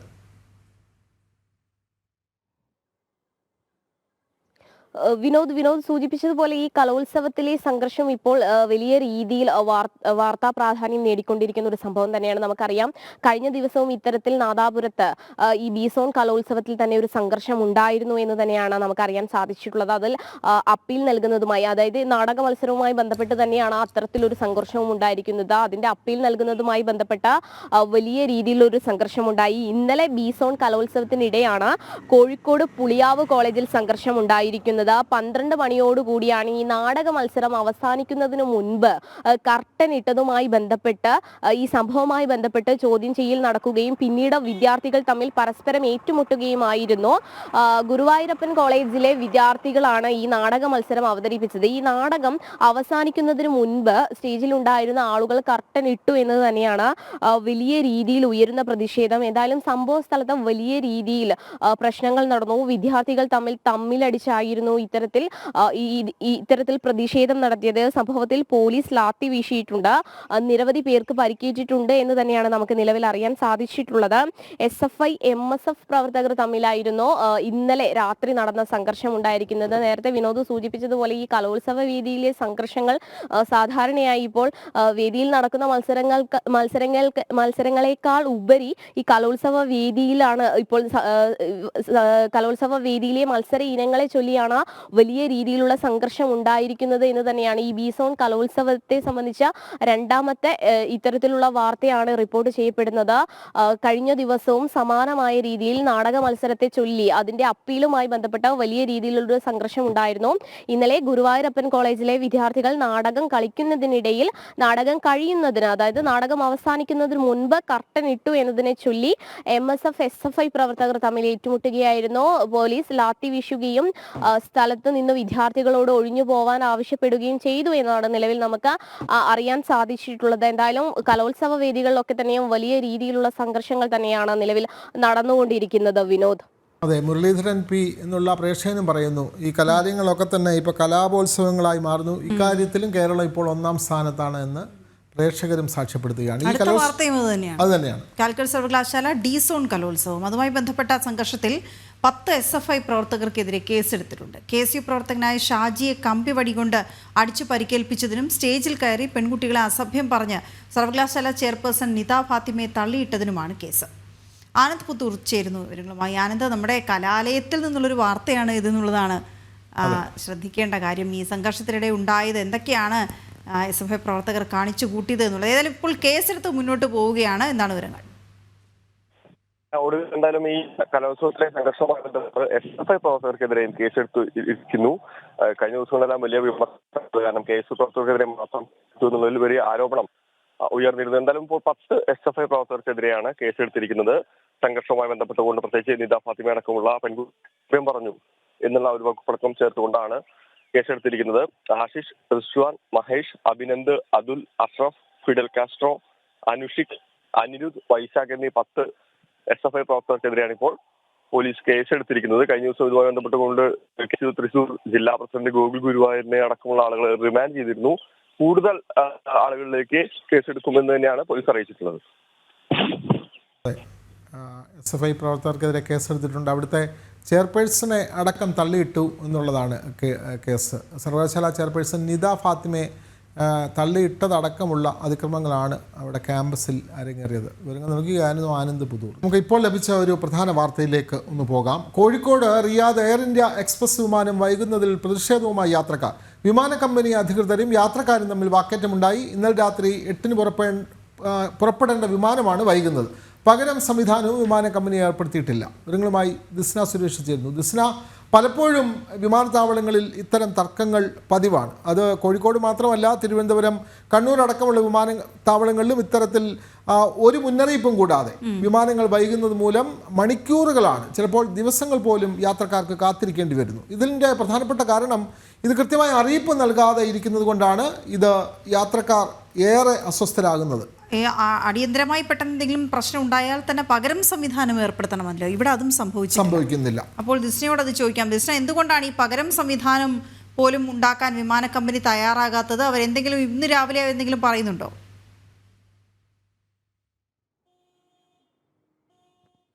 തീർച്ചയായും വിനോദ് സൂചിപ്പിച്ചതുപോലെ തന്നെ വലിയ രീതിയിലുള്ള പ്രതിഷേധം തന്നെയാണ് കോഴിക്കോട് വിമാനത്താവളത്തിലെ യാത്രക്കാരുടെ ഇടയിൽ നിന്നുണ്ടായിരിക്കുന്നത്. അത് ഇന്നലെ രാത്രി 8 മണിക്ക് പുറപ്പെടേണ്ട Kozhikode Riyadh air India express വിമാനം ഇതുവരെ പുറപ്പെട്ടിട്ടില്ല എന്ന വിവരം തന്നെയാണ് നിലവിൽ നമുക്ക് ലഭ്യമായിട്ടുള്ളത്. ഈ യാത്രക്കാരുടെ പ്രതിഷേധത്തെ തുടർന്ന് ഈ യാത്രക്കാരിൽ കുറച്ചുപേരെയൊക്കെ തന്നെയും അവർ ഹോട്ടൽ റൂമിലേക്കൊക്കെ മാറ്റുന്ന സാഹചര്യമുണ്ട്. പക്ഷേ ഭൂരിഭാഗം ആളുകളും ഇപ്പോഴും വിമാനത്താവളത്തിൽ തന്നെ തുടരുന്നു എന്നത് തന്നെയാണ് നമുക്ക് അറിയാൻ സാധിച്ചിരിക്കുന്നത്. 8 മണിക്ക് പുറപ്പെടേണ്ട വിമാനം പകരം മറ്റു സംവിധാനങ്ങളൊന്നും തന്നെ ഒരുക്കിയിട്ടില്ല. ഈ യാത്രക്കാരോട് ഇത് സംബന്ധിച്ചുള്ള വിശദീകരണം നൽകുവാനും ഈ അധികൃതർ തയ്യാറായിട്ടില്ല എന്നൊരു വിമർശനം തന്നെയാണ് ഈ യാത്രക്കാരുടെ ഇടയിൽ നിന്ന് ഉയർന്നു വന്നിരിക്കുന്നത്. എന്തായാലും വലിയ രീതിയിലുള്ള ഒരു പ്രതിഷേധം തന്നെയാണ് കോഴിക്കോട് വിമാനത്താവളത്തിൽ ഉണ്ടായിരിക്കുന്നത്. യാത്രക്കാരൊക്കെ തന്നെയും ഇപ്പോഴും പറയുന്നത് ഇത്തരത്തിൽ വിമാനങ്ങൾ മുടങ്ങുമ്പോഴും അതിനു പകരമായി യാതൊരു തരത്തിലുള്ള സംവിധാനവും ഉണ്ടാക്കുന്നില്ല എന്നത് തന്നെയാണ് അവർ പറയുന്നത്. നമുക്കറിയാം, അവർ ടിക്കറ്റ് എടുത്ത് വിവിധ ആവശ്യങ്ങൾക്ക് വേണ്ടിയാണ് യാത്ര പുറപ്പെടുന്നത്. അപ്പോൾ അത്തരത്തിൽ ഈ വിമാനങ്ങൾ മുടങ്ങുന്നു എന്ന് പോലും അറിയിക്കാതെ അവരെ വട്ടം ചുറ്റിക്കുന്ന ഒരു നിലപാട് തന്നെയാണ് ഉള്ളത് എന്നൊരു വിമർശനമാണ് പ്രധാനമായും ഉയർന്നു വരുന്നത്. വലിയ രീതിയിലുള്ള ഒരു പ്രതിഷേധം തന്നെയാണ് കോഴിക്കോട് വിമാനത്താവളത്തിൽ പ്രകടമായിരിക്കുന്നത്. എന്തായാലും ഇതിന് ഇപ്പോൾ പരിഹാരം കണ്ടിട്ടില്ല എന്ന് തന്നെയാണ് നിലവിൽ നമുക്ക് അവിടെ നിന്ന് ലഭ്യമായിട്ടുള്ള വിവരം. ഈ പ്രതിഷേധത്തെ തുടർന്ന് ഈ യാത്രക്കാരിൽ കുറച്ചുപേരെ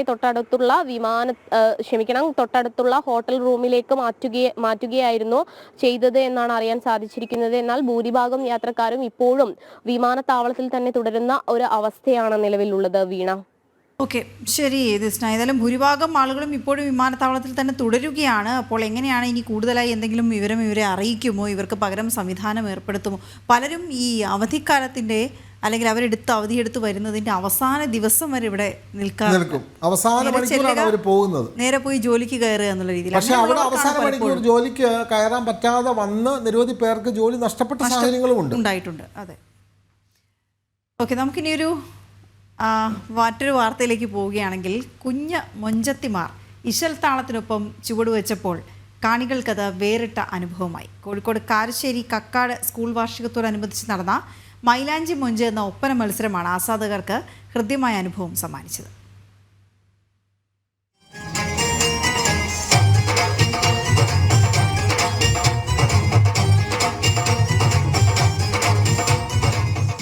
കാരശ്ശേരി കക്കാട് GLP സ്കൂൾ വാർഷിക ദിനത്തോടനുബന്ധിച്ചാണ് മുക്കം ഉപജില്ലയിലെ വിദ്യാർത്ഥികൾക്കായി ഒപ്പന മത്സരം സംഘടിപ്പിച്ചത്. പ്രീ പ്രൈമറി LP വിഭാഗം വിദ്യാർത്ഥികൾക്ക് വേണ്ടിയായിരുന്നു മൈലാഞ്ചി മൊഞ്ച് ഒരുക്കിയത്.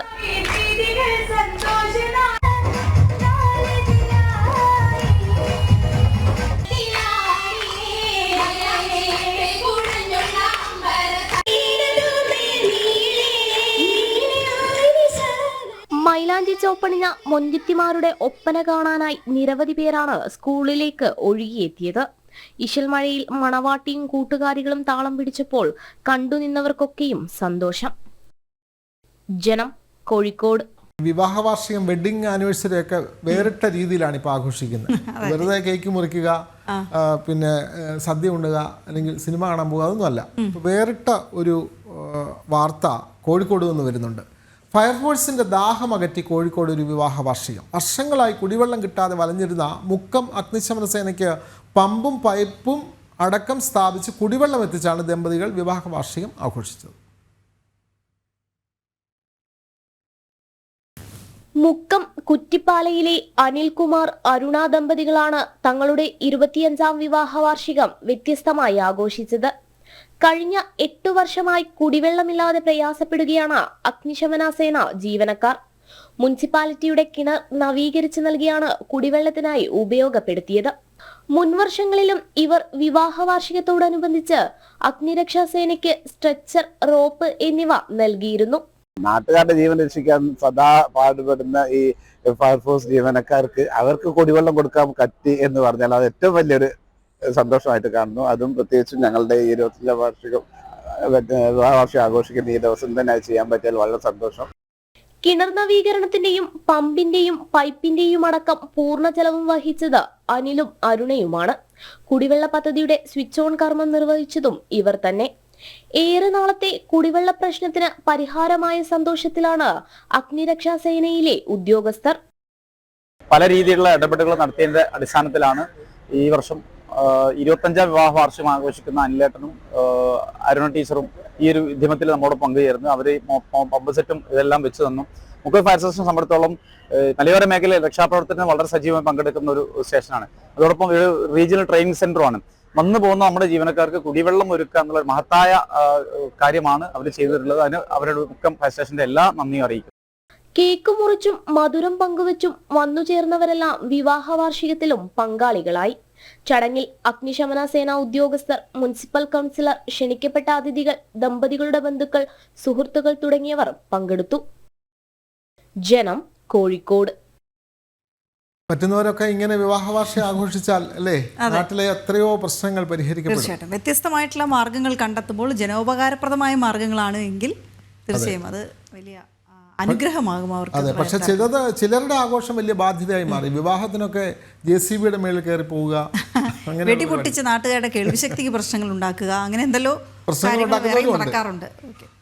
ഇന്നിപ്പോൾ രാവിലെ വന്ന മറ്റൊരു പ്രധാനപ്പെട്ട വാർത്തയിലേക്കാണ് നമ്മളിപ്പോൾ പോകുന്നത്. എറണാകുളം മുനമ്പത്ത് 27 ബംഗ്ലാദേശികൾ പിടിയിൽ. ആലുവ റൂറൽ പോലീസും ആന്റി ടെററിസ്റ്റ് സ്ക്വാഡും നടത്തിയ പരിശോധനയിലാണ് അറസ്റ്റ്. വ്യാജ തിരിച്ചറിയൽ കാർഡോടെ ജോലി ചെയ്യുന്നവരാണ് പിടിയിലായത്. അതേസമയം കേരളത്തിലെ ബംഗ്ലാദേശി നുഴഞ്ഞുകയറ്റങ്ങളുമായി ബന്ധപ്പെട്ട റിപ്പോർട്ട് കേന്ദ്ര അന്വേഷണ ഏജൻസികൾ തേടി. ബംഗ്ലാദേശി സാന്നിധ്യം സംസ്ഥാനത്ത് വർദ്ധിക്കുന്ന പശ്ചാത്തലത്തിലാണ് നടപടി. അഖിൽ പാലോട്ടുമടം ചേരുന്ന വിവരങ്ങളുമായി. അഖിൽ, ഈ ബംഗ്ലാദേശി സാന്നിധ്യം കൂടുതലായി കണ്ടുപിടിക്കപ്പെടുന്നുണ്ട് എന്നുള്ളതും വാസ്തവമാണ്. ഇപ്പോൾ ഈ അന്വേഷണ റിപ്പോർട്ട് അടക്കം ചോദിച്ചിരിക്കുകയാണ്. അതിനിടയിലാണ് ഇന്നിപ്പോൾ വ്യാജ ID കാർഡോടെ ബംഗ്ലാദേശികൾ പിടിയിലായിരിക്കുന്നത്. വിവരങ്ങൾ.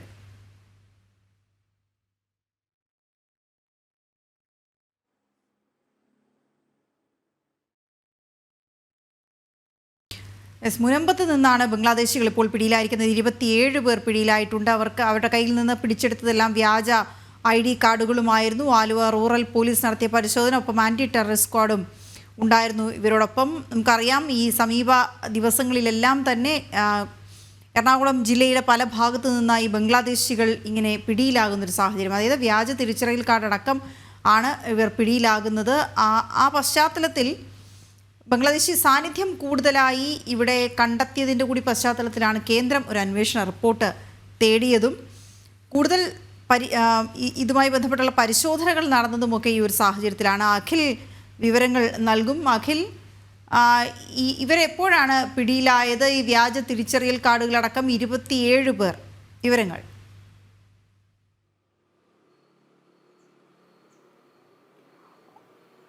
വീണ, ഈ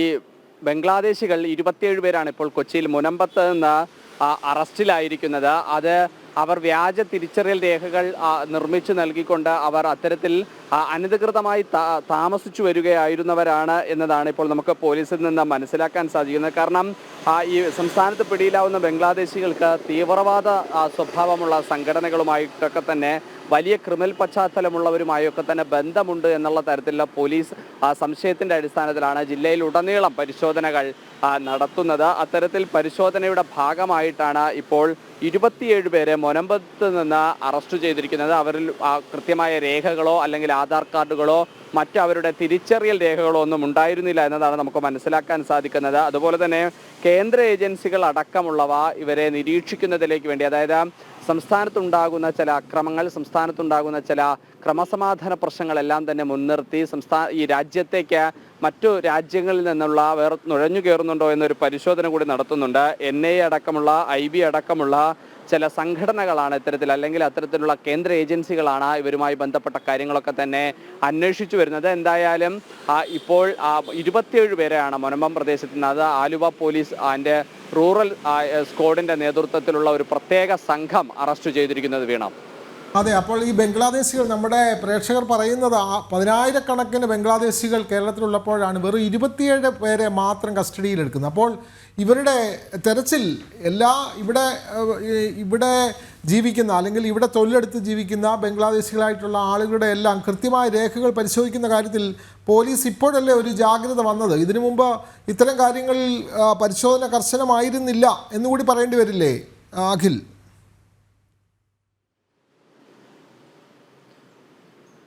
വിനോദ്, സംസ്ഥാനത്ത് നമ്മൾ പല അക്രമങ്ങളും സംഭവിക്കുന്ന സമയത്ത് ഇതര സംസ്ഥാന തൊഴിലാളികളും മറ്റു പ്രദേശങ്ങളിൽ നിന്നൊക്കെ തൊഴിൽ തേടിയെത്തിയ ആൾക്കാരൊക്കെയാണ് കേരളത്തിൽ നമ്മൾ ചില വിവാദങ്ങളായ ചില കുറ്റകൃത്യങ്ങളിൽ വരെ ഏർപ്പെടുന്നത്. ആ ഘട്ടത്തിലൊക്കെയാണ് സംസ്ഥാനത്ത് അവർ എങ്ങനെയാണ് സംസ്ഥാനത്തിനുള്ളിലേക്ക് വന്നത്, അവരെങ്ങനെയാണ് സംസ്ഥാനത്തേക്ക് എത്തിച്ചേടാനുള്ള സാഹചര്യം ഉണ്ടായത്, അവർ എന്ത് തരത്തിലാണ് ജോലി എടുക്കുന്നത്, എവിടെയാണ് താമസിക്കുന്നത് എന്നുള്ള അവരുടെയൊക്കെ തന്നെ വിവരങ്ങൾ ശേഖരിക്കാൻ സർക്കാർ പോർട്ടൽ അടക്കം, അല്ലെങ്കിൽ സർക്കാർ അങ്ങനത്തെ ഒരു സംവിധാനത്തിലേക്ക് പോകുന്നത് ചില കുറ്റകൃത്യങ്ങൾ നടക്കുന്ന സാഹചര്യത്തിൽ മാത്രമാണ്. അതിനുശേഷമൊക്കെ വലിയ തോതിലുള്ള ഒരു പരിശോധനയൊന്നും സംസ്ഥാനത്ത് ഉടനീളത്തും ഉണ്ടാകാറില്ല. കാരണം നമ്മൾ കേരളത്തിലെ വിവിധ പ്രദേശങ്ങളിൽ എടുത്തു നോക്കിയാൽ എല്ലാ ജില്ലകളിലും ഒരു കേന്ദ്രത്തിലായിരിക്കും അന്യസംസ്ഥാന തൊഴിലാളികളായാലും അതുപോലെ തന്നെ മറ്റു പ്രദേശങ്ങളിൽ നിന്ന് എത്തുന്നവരുടെയൊക്കെ തന്നെ ഒരു താവളമായി നമുക്ക് കാണാൻ സാധിക്കും. ഇപ്പോൾ എറണാകുളം ജില്ല എടുത്തു നോക്കിയാൽ തന്നെ പെരുമ്പാവൂർ പോലുള്ള പ്രദേശങ്ങളാണ് ഏറ്റവും കൂടുതൽ ഇത്തരത്തിലുള്ള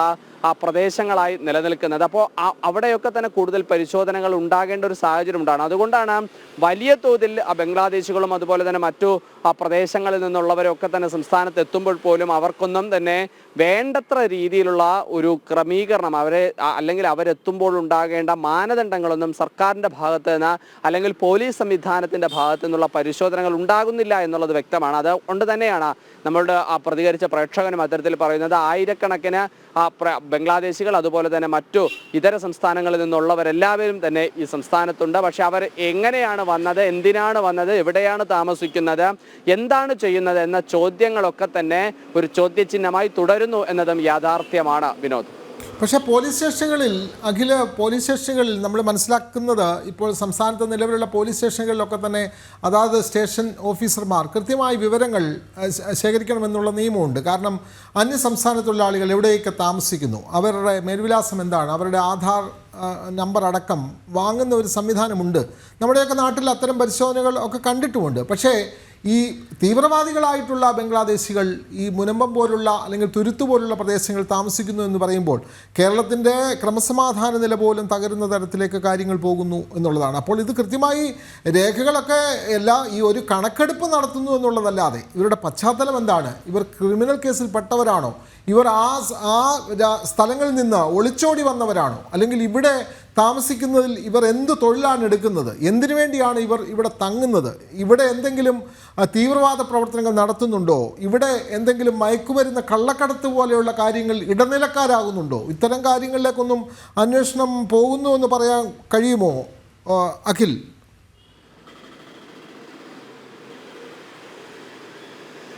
അതാണ് വിനോദ ഞാൻ നേരത്തെ സൂചിപ്പിച്ചത്. അതായത് അന്യ സംസ്ഥാനത്ത് നിന്ന് ഇവിടെ തൊഴിൽ തേടി എത്തുന്ന ഒരു തൊഴിൽദാതാവായാലും അല്ലെങ്കിൽ അവിടെ തൊഴിൽ എടുക്കാനെത്തുന്ന തൊഴിലാളിയായാലും അതോടൊപ്പം തന്നെ മറ്റേതെങ്കിലും സ്ഥലത്ത് നിന്ന് എത്തുന്ന അവരെയൊക്കെ ആയാലും തൊഴിലിന് കൊണ്ടുവരുന്ന ആ കോൺട്രാക്റ്റിൽ ഏർപ്പെടുന്ന ആൾ അവരുടെ ഹോം സ്റ്റേഷനിൽ അത് റിപ്പോർട്ട് ചെയ്യണമെന്നുള്ളതാണ് വ്യവസ്ഥയുള്ളത്. അവർക്ക് പൂർണ്ണമായിട്ടുള്ള വിവരങ്ങൾ നൽകണം. അവരുടെ പൂർണ്ണമായ ഉത്തരവാദിത്തം, ഇപ്പോൾ ഞാനാണ് ഒരാളെ ജോലിക്ക് കൊണ്ടുവരുന്നുണ്ടെങ്കിൽ ആ കൊണ്ടുവരുന്ന ആളുടെ പൂർണ്ണമായ ഉത്തരവാദിത്തം എനിക്കാണ് എന്നുള്ള തരത്തിലായിരുന്നു കാര്യങ്ങളൊക്കെ ഉണ്ടായിരുന്നത്. പക്ഷേ ഇവിടെ ഞാൻ ഒരാളെ കൊണ്ടുവരും, എനിക്കത് സൂട്ടായി പോയില്ല എന്നുണ്ടെങ്കിൽ ഞാൻ അയാളെ പറഞ്ഞയക്കും. പക്ഷേ അയാൾ തിരിച്ചു നാട്ടിലേക്കായിരിക്കില്ല പോകില്ല, മറ്റൊരാൾ അടുത്തേക്കായിരിക്കും, ചിലപ്പോൾ വിനോദിൻ്റെ അടുത്തേക്കായിരിക്കാം വരിക, ചിലപ്പോൾ വീണയുടെ അടുത്തേക്കായിരിക്കും വരിക. പക്ഷേ അവർക്ക് ഇവരുമായുള്ള മറ്റൊരു ഡീറ്റെയിൽസ് അറിയുന്നുണ്ടാകില്ല. അങ്ങനെയുള്ള ചില പ്രശ്നങ്ങളൊക്കെ സംസ്ഥാനത്ത് നിൽക്കുന്നുണ്ട്. പക്ഷേ നേരത്തെ തന്നെ ഇത്തരത്തിൽ വരുന്ന ആൾക്കാരെ രജിസ്റ്റർ ചെയ്യണമെന്നുള്ള ഒരു തരത്തിലൊരു നിർദ്ദേശം സർക്കാരിൻ്റെ ഭാഗത്തു നിന്നുണ്ടായിരുന്നു. പക്ഷേ അതിൻ്റെ തുടർ നടപടികൾ ഉണ്ടായില്ല എന്നുള്ളതാണ് ഒരു യാഥാർത്ഥ്യവും വസ്തുതയുമായി നിലനിൽക്കുന്നത്. കാരണം അത്തരത്തിലുള്ള പരിശോധനകൾ നടക്കാത്തത് കൊണ്ട് തന്നെയാണ് നേരത്തെ വിനോദ് സൂചിപ്പിച്ചതുപോലെ ഇവരുടെയൊക്കെ പ്രധാനമായ താവളങ്ങൾ പോലീസിന് പോലും ചെന്നെത്താൻ പറ്റാത്ത ചില കേന്ദ്രങ്ങളായി ചില കോളനികൾ മാറുന്നു, അല്ലെങ്കിൽ ചില തുരുത്തുകൾ മാറുന്നു, ചില ഒറ്റപ്പെട്ട പ്രദേശങ്ങളായി മാറുന്നു, ഒക്കെ അവരുടെ ഒരു കേന്ദ്രങ്ങളായി മാറുന്നു. പിന്നെ അവരുടെ അടുത്തേക്ക് നമ്മുടെ നാട്ടിലുള്ളവർക്ക് പോലും പോകാൻ സാധിക്കാത്ത തരത്തിലേക്കുള്ള ഒരു ക്രമസമാധാന പ്രശ്നങ്ങൾ പോലും ഉണ്ടാകുന്ന ഒരു സാഹചര്യം ഉണ്ടാകുന്ന ഇതൊക്കെ നമ്മൾ പലതവണ കണ്ടിട്ടുള്ളതാണ്. എന്തായാലും ഇപ്പോൾ 27 പേരെ അറസ്റ്റ് ചെയ്തു എന്ന് പറയുന്നുണ്ട് എങ്കിൽ പോലും അങ്ങനെ അറസ്റ്റ് ചെയ്യുന്നവർക്ക് എന്താണ് ഒരു മാനദണ്ഡം, അല്ലെങ്കിൽ എന്തിനായിരുന്നു എന്നുള്ള ഒരു വിശദമായ വിവരം നൽകാൻ സാധിക്കുന്നില്ല എന്നുള്ളതാണ് ഏറ്റവും പ്രധാനപ്പെട്ട കാര്യം. വിനോദ്, അഖിൽ, ഇതിന്റെ ഗൗരവം മനസ്സിലാക്കാതെ ഒരുപക്ഷെ പ്രദേശവാസികൾ തന്നെ ഇവർക്ക് ഒത്താശ ചെയ്തു കൊടുക്കുന്നതൊക്കെ കണ്ടിട്ടുണ്ട്. അതായത് ഒരുപാട് പേര് ഒരു വീട്ടിൽ താമസിക്കുമ്പോൾ ഓരോരുത്തരിൽ നിന്നും വാടക ശേഖരിക്കുക, അങ്ങനെ ചെറിയ ഒരു കെട്ടിടത്തിന് പോലും വലിയ വാടക ലഭിക്കുക, ഇത്തരം ചില സാമ്പത്തികമായിട്ടുള്ള ലാഭങ്ങൾ മാത്രം നോക്കിക്കൊണ്ടാണ് ഒരു തരത്തിലും ഇവരുടെ ID കാർഡ് പരിശോധനയൊന്നും നടക്കാതെ ഈ ആളുകളെ സംരക്ഷിക്കുന്നതും താമസിപ്പിക്കുന്നതുമൊക്കെ. ഇത്തരക്കാർക്ക് പ്രദേശവാസികൾ നൽകുന്ന ഈ സഹായം കൂടി കണക്കിലെടുത്ത് വളരെ വ്യാപകമായൊരു പരിശോധന നടത്തുമ്പോൾ പോലും പോലീസിന് അത് കണ്ടെത്താൻ കഴിയാതെ പോകുന്ന സാഹചര്യമുണ്ടോ? എങ്ങനെയായിരിക്കും ഈ കാര്യത്തിൽ കൂടുതൽ ആളുകളെ കണ്ടെത്താൻ കഴിയുക എന്ന് പറയുന്നത് ഒരു തടസ്സമാണ്?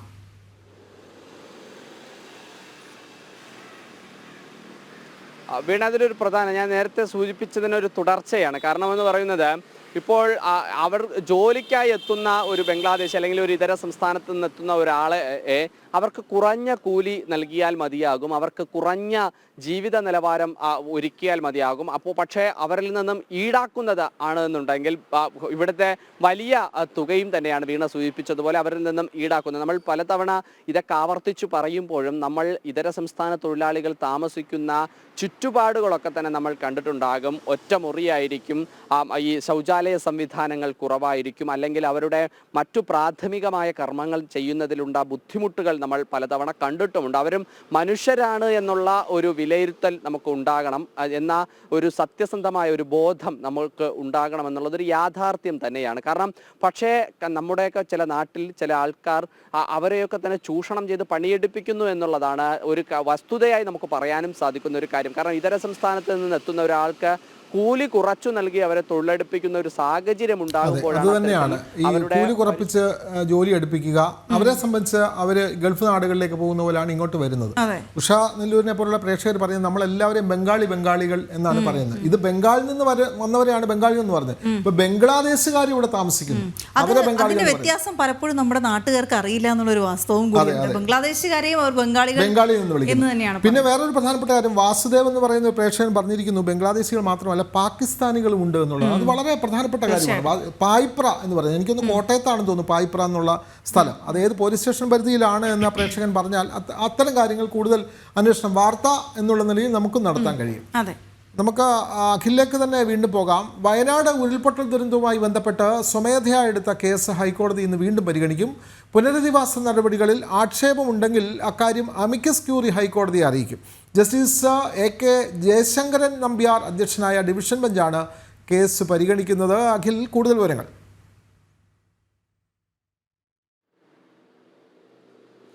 വിനോദ്, സംസ്ഥാനത്തെ ഏറ്റവും കൂടുതൽ കണ്ണീരിലാഴ്ത്തിയതാണ് വയനാട്ടിലെ ദുരന്തം. ആ ദുരന്തവുമായി ബന്ധപ്പെട്ട് ഇപ്പോൾ നമുക്ക് മനസ്സിലാക്കാൻ സാധിക്കുന്നതനുസരിച്ചാണ് എന്നുണ്ടെങ്കിൽ ഇന്നാണ് ആ ഹർജികളൊക്കെ തന്നെ പരിഗണിക്കുക. ആ ഹർജിയിൽ പ്രധാനമായും പറയുന്നത് ഇത്തരത്തിൽ, അതായത് അവിടുത്തെ പുനരധിവാസം, അതുപോലെ തന്നെ അവിടുത്തെ വിദ്യാഭ്യാസം, അവിടുത്തെ ടൗൺഷിപ്പ് എന്നീ കാര്യങ്ങളിൽ എന്ത് നിലപാടാണ് സർക്കാർ സ്വീകരിച്ചതെന്ന കാര്യം വ്യക്തമാക്കണമെന്ന് തന്നെയാണ് കോടതി ഇപ്പോൾ പരാമർശിച്ചത്. കാരണം വാരിക്കോരിയാണ് വാഗ്ദാനങ്ങൾ സർക്കാർ നൽകുന്നത്. ഓരോ തവണയും മന്ത്രിമാരും മുഖ്യമന്ത്രിയും എല്ലാവരും തന്നെ വയനാടിനെ പുനരധിവസിപ്പിക്കുമെന്ന് പറയുമ്പോഴും വ്യക്തമായ ഒരു പാക്കേജ് നൽകാൻ അല്ലെങ്കിൽ വ്യക്തമായൊരു വിശദാംശങ്ങൾ നൽകാൻ തയ്യാറാകുന്നില്ല. ഇതിനെയാണ് ഇപ്പോൾ ഹൈക്കോടതി രൂക്ഷമായ ഭാഷയിൽ തന്നെ വിമർശിക്കുന്നത്. നിങ്ങൾ എന്താണ് വയനാടിന് വേണ്ടി ചെയ്യാൻ പോകുന്നത്? എന്തു തരത്തിലുള്ള പദ്ധതിയാണ് ചെയ്യാൻ ഉദ്ദേശിക്കുന്നത്? ഏത് തരത്തിലാണ് ആ പദ്ധതി അവിടെ ഇംപ്ലിമെന്റ് ചെയ്യാൻ ഉദ്ദേശിക്കുന്നത് എന്ന കാര്യങ്ങളൊക്കെ തന്നെ വ്യക്തമായി അറിയിക്കണമെന്നൊരു നിർദ്ദേശമാണ് കോടതിയുടെ ഭാഗത്തു നിന്ന് ഉണ്ടായിരിക്കുന്നത്. ആ കാര്യത്തിൽ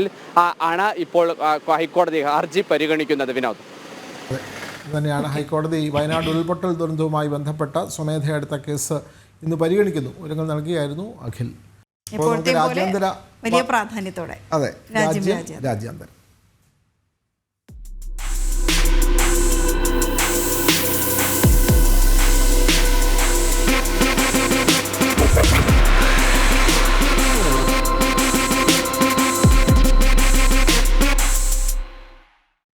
വാഷിംഗ്ടൺ വിമാനാപകടം 67 മരണമാണ് സംഭവിച്ചത്. മരിച്ചവരിൽ 15 ഫിഗർ സ്കേറ്റിംഗ് താരങ്ങളും ഉൾപ്പെടുന്നു. അതേസമയം വിമാനത്തിന്റെ ബ്ലാക്ക് ബോക്സ് നദിയിൽ നിന്ന് കണ്ടെത്തി. അപകടത്തിൽ അമേരിക്കൻ പ്രസിഡന്റ് ഡൊണാൾഡ് ട്രംപ് അടിയന്തര യോഗം വിളിച്ചു. വ്യോമയാന സുരക്ഷാ നിലപാടുകളിൽ വരുത്തിയ നയമാറ്റമാണ് അപകടത്തിന് അടിസ്ഥാന കാരണമെന്നും ട്രംപ് ആരോപിച്ചു. We must have only the highest standards for those who work in our aviation system. I changed the Obama standards from very mediocre at best to extraordinary. You remember that. Only the highest aptitude, they have to be the highest intellect and psychologically superior people were allowed to qualify for air traffic controllers. That was not so prior to getting there. When I arrived in 2016, I made that change very early on because I always felt this was a job that, and other jobs too, but this was a job that had to be superior intelligence, and we didn't really have that, and we had it. And then when I left office and Biden took over, he changed them back to lower than ever before. I put safety first. Obama, Biden, and the Democrats put policy first. And they put politics at a level that nobody's ever seen, because this was the lowest level. Their policy was horrible, and their politics was even worse. Aison Jose ചേർന്നു വിവരങ്ങളുമായി. ഐസൺ, ട്രംപിന്റെ വാക്കുകളുടെ വിശദാംശങ്ങളിലേക്ക് വരുന്നതിന് മുൻപ് ഈ black box ലഭിച്ചിട്ടുണ്ടല്ലോ. ഈ അപകടവുമായി ബന്ധപ്പെട്ടുള്ള വിവരങ്ങളിലേക്ക് കൂടുതലായി. തീർച്ചയായും വീണ, ഈ അപകടവുമായി ബന്ധപ്പെട്ട് ഏറ്റവും സുപ്രധാനമായ സാങ്കേതികവും അതുപോലെ തന്നെ അന്തിമമായ വിവരങ്ങൾ ലഭ്യമാക്കുന്നതിന് ബ്ലാക്ക് ബോക്സ് ഡീകോഡ് ചെയ്യേണ്ടത് അനിവാര്യമാണ്. അതിൻ്റെ ഭാഗമായി തന്നെ ഈ ബ്ലാക്ക് ബോക്സ് റിക്കവറിയാണ് വിമാനാപകടത്തിൽ ആദ്യം തന്നെ ആരംഭിക്കുക. ആ ബ്ലാക്ക് ബോക്സ് റിക്കവറി ഒരു പ്രോസസ്സ് തന്നെയായിരിക്കും നടക്കുക. അത്തരത്തിൽ ബ്ലാക്ക് ബോക്സ് റിക്കവറി നടത്തുന്നതിന് വേണ്ടിയുള്ള നീക്കങ്ങൾ നടത്തുകയും ഹെലികോപ്റ്ററിൻ്റെയും അതുപോലെ തന്നെ ഈ വിമാനത്തിൻ്റെയും ബ്ലാക്ക് ബോക്സുകൾ കണ്ടെത്തുകയും ചെയ്തു. നമുക്കറിയാവുന്നതാണ്, 67 പേർ എന്ന് പറയുമ്പോൾ 60 പേർ ഈ വിമാനത്തിലെ യാത്രക്കാരും 4 പേർ വിമാനത്തിലെ ജീവനക്കാരും 3 പേർ സൈനിക ഹെലികോപ്റ്റർ സൈനികരുമായിരുന്നു. അത്തരത്തിൽ 67 പേരുടെ മരണം സംഭവിച്ചിരിക്കുന്ന അതിൻ്റെ അപകടത്തിൻ്റെ ബ്ലാക്ക് ബോക്സ് കണ്ടെത്തിയിരിക്കുന്നു. മറ്റൊരു പ്രധാന വിഷയം കൂടി ഇപ്പോൾ പുറത്തു വരുന്നത് ഈ എയർ ട്രാഫിക് കൺട്രോൾ സംബന്ധിച്ച ഗുരുതരമായ ഒരു ആരോപണം, അതിൻ്റെ എഫിഷ്യൻസി സംബന്ധിച്ച ഗുരുതരമായ ഒരു ആരോപണം ട്രംപ് ഉന്നയിക്കുമ്പോൾ തന്നെ ഏറ്റവും പുതിയൊരു വിവരം ഇപ്പോൾ പുറത്തു വരുന്നത് എയർ ട്രാഫിക് കൺട്രോളിൽ ആ സമയത്ത് 2 ജീവനക്കാർ മാത്രമാണ് ഉണ്ടായിരുന്നത് എന്നാണ്. അവർക്ക് മാനേജ് ചെയ്യാൻ പറ്റുന്നതിനപ്പുറം റൊണാൾഡ് റീഗൻ എയർപോർട്ടിലേക്ക് വിമാനങ്ങൾ വരികയും അതുപോലുള്ള സംവിധാനങ്ങൾ ഉണ്ടാവുകയും ചെയ്തു. സ്വാഭാവികമായും ഈ വിമാനം, അതായത് യാത്രാ വിമാനത്തെ നിങ്ങൾ കാണുകയാണെങ്കിൽ ഡീവിയേറ്റ് ചെയ്യുക എന്നൊരു അഡ്വാൻസ് ഇൻഫർമേഷൻ, അതൊരു കൃത്യതയാർന്ന ഇൻഫർമേഷൻ അല്ല ഹെലികോപ്റ്ററിന് നൽകിയത് എന്നാണ് ഇപ്പോൾ നമുക്ക് ലഭ്യമാകുന്ന ചില സൂചനകളിൽ നിന്നെല്ലാം തന്നെ വായിച്ചെടുക്കാൻ സാധിക്കുന്നത്. തീർച്ചയായും അത് തന്നെയാണ് ഗുരുതരമായൊരു വീഴ്ചയായി ഡൊണാൾഡ് ട്രംപ് സൂചിപ്പിക്കുകയും ചെയ്യുന്നത്.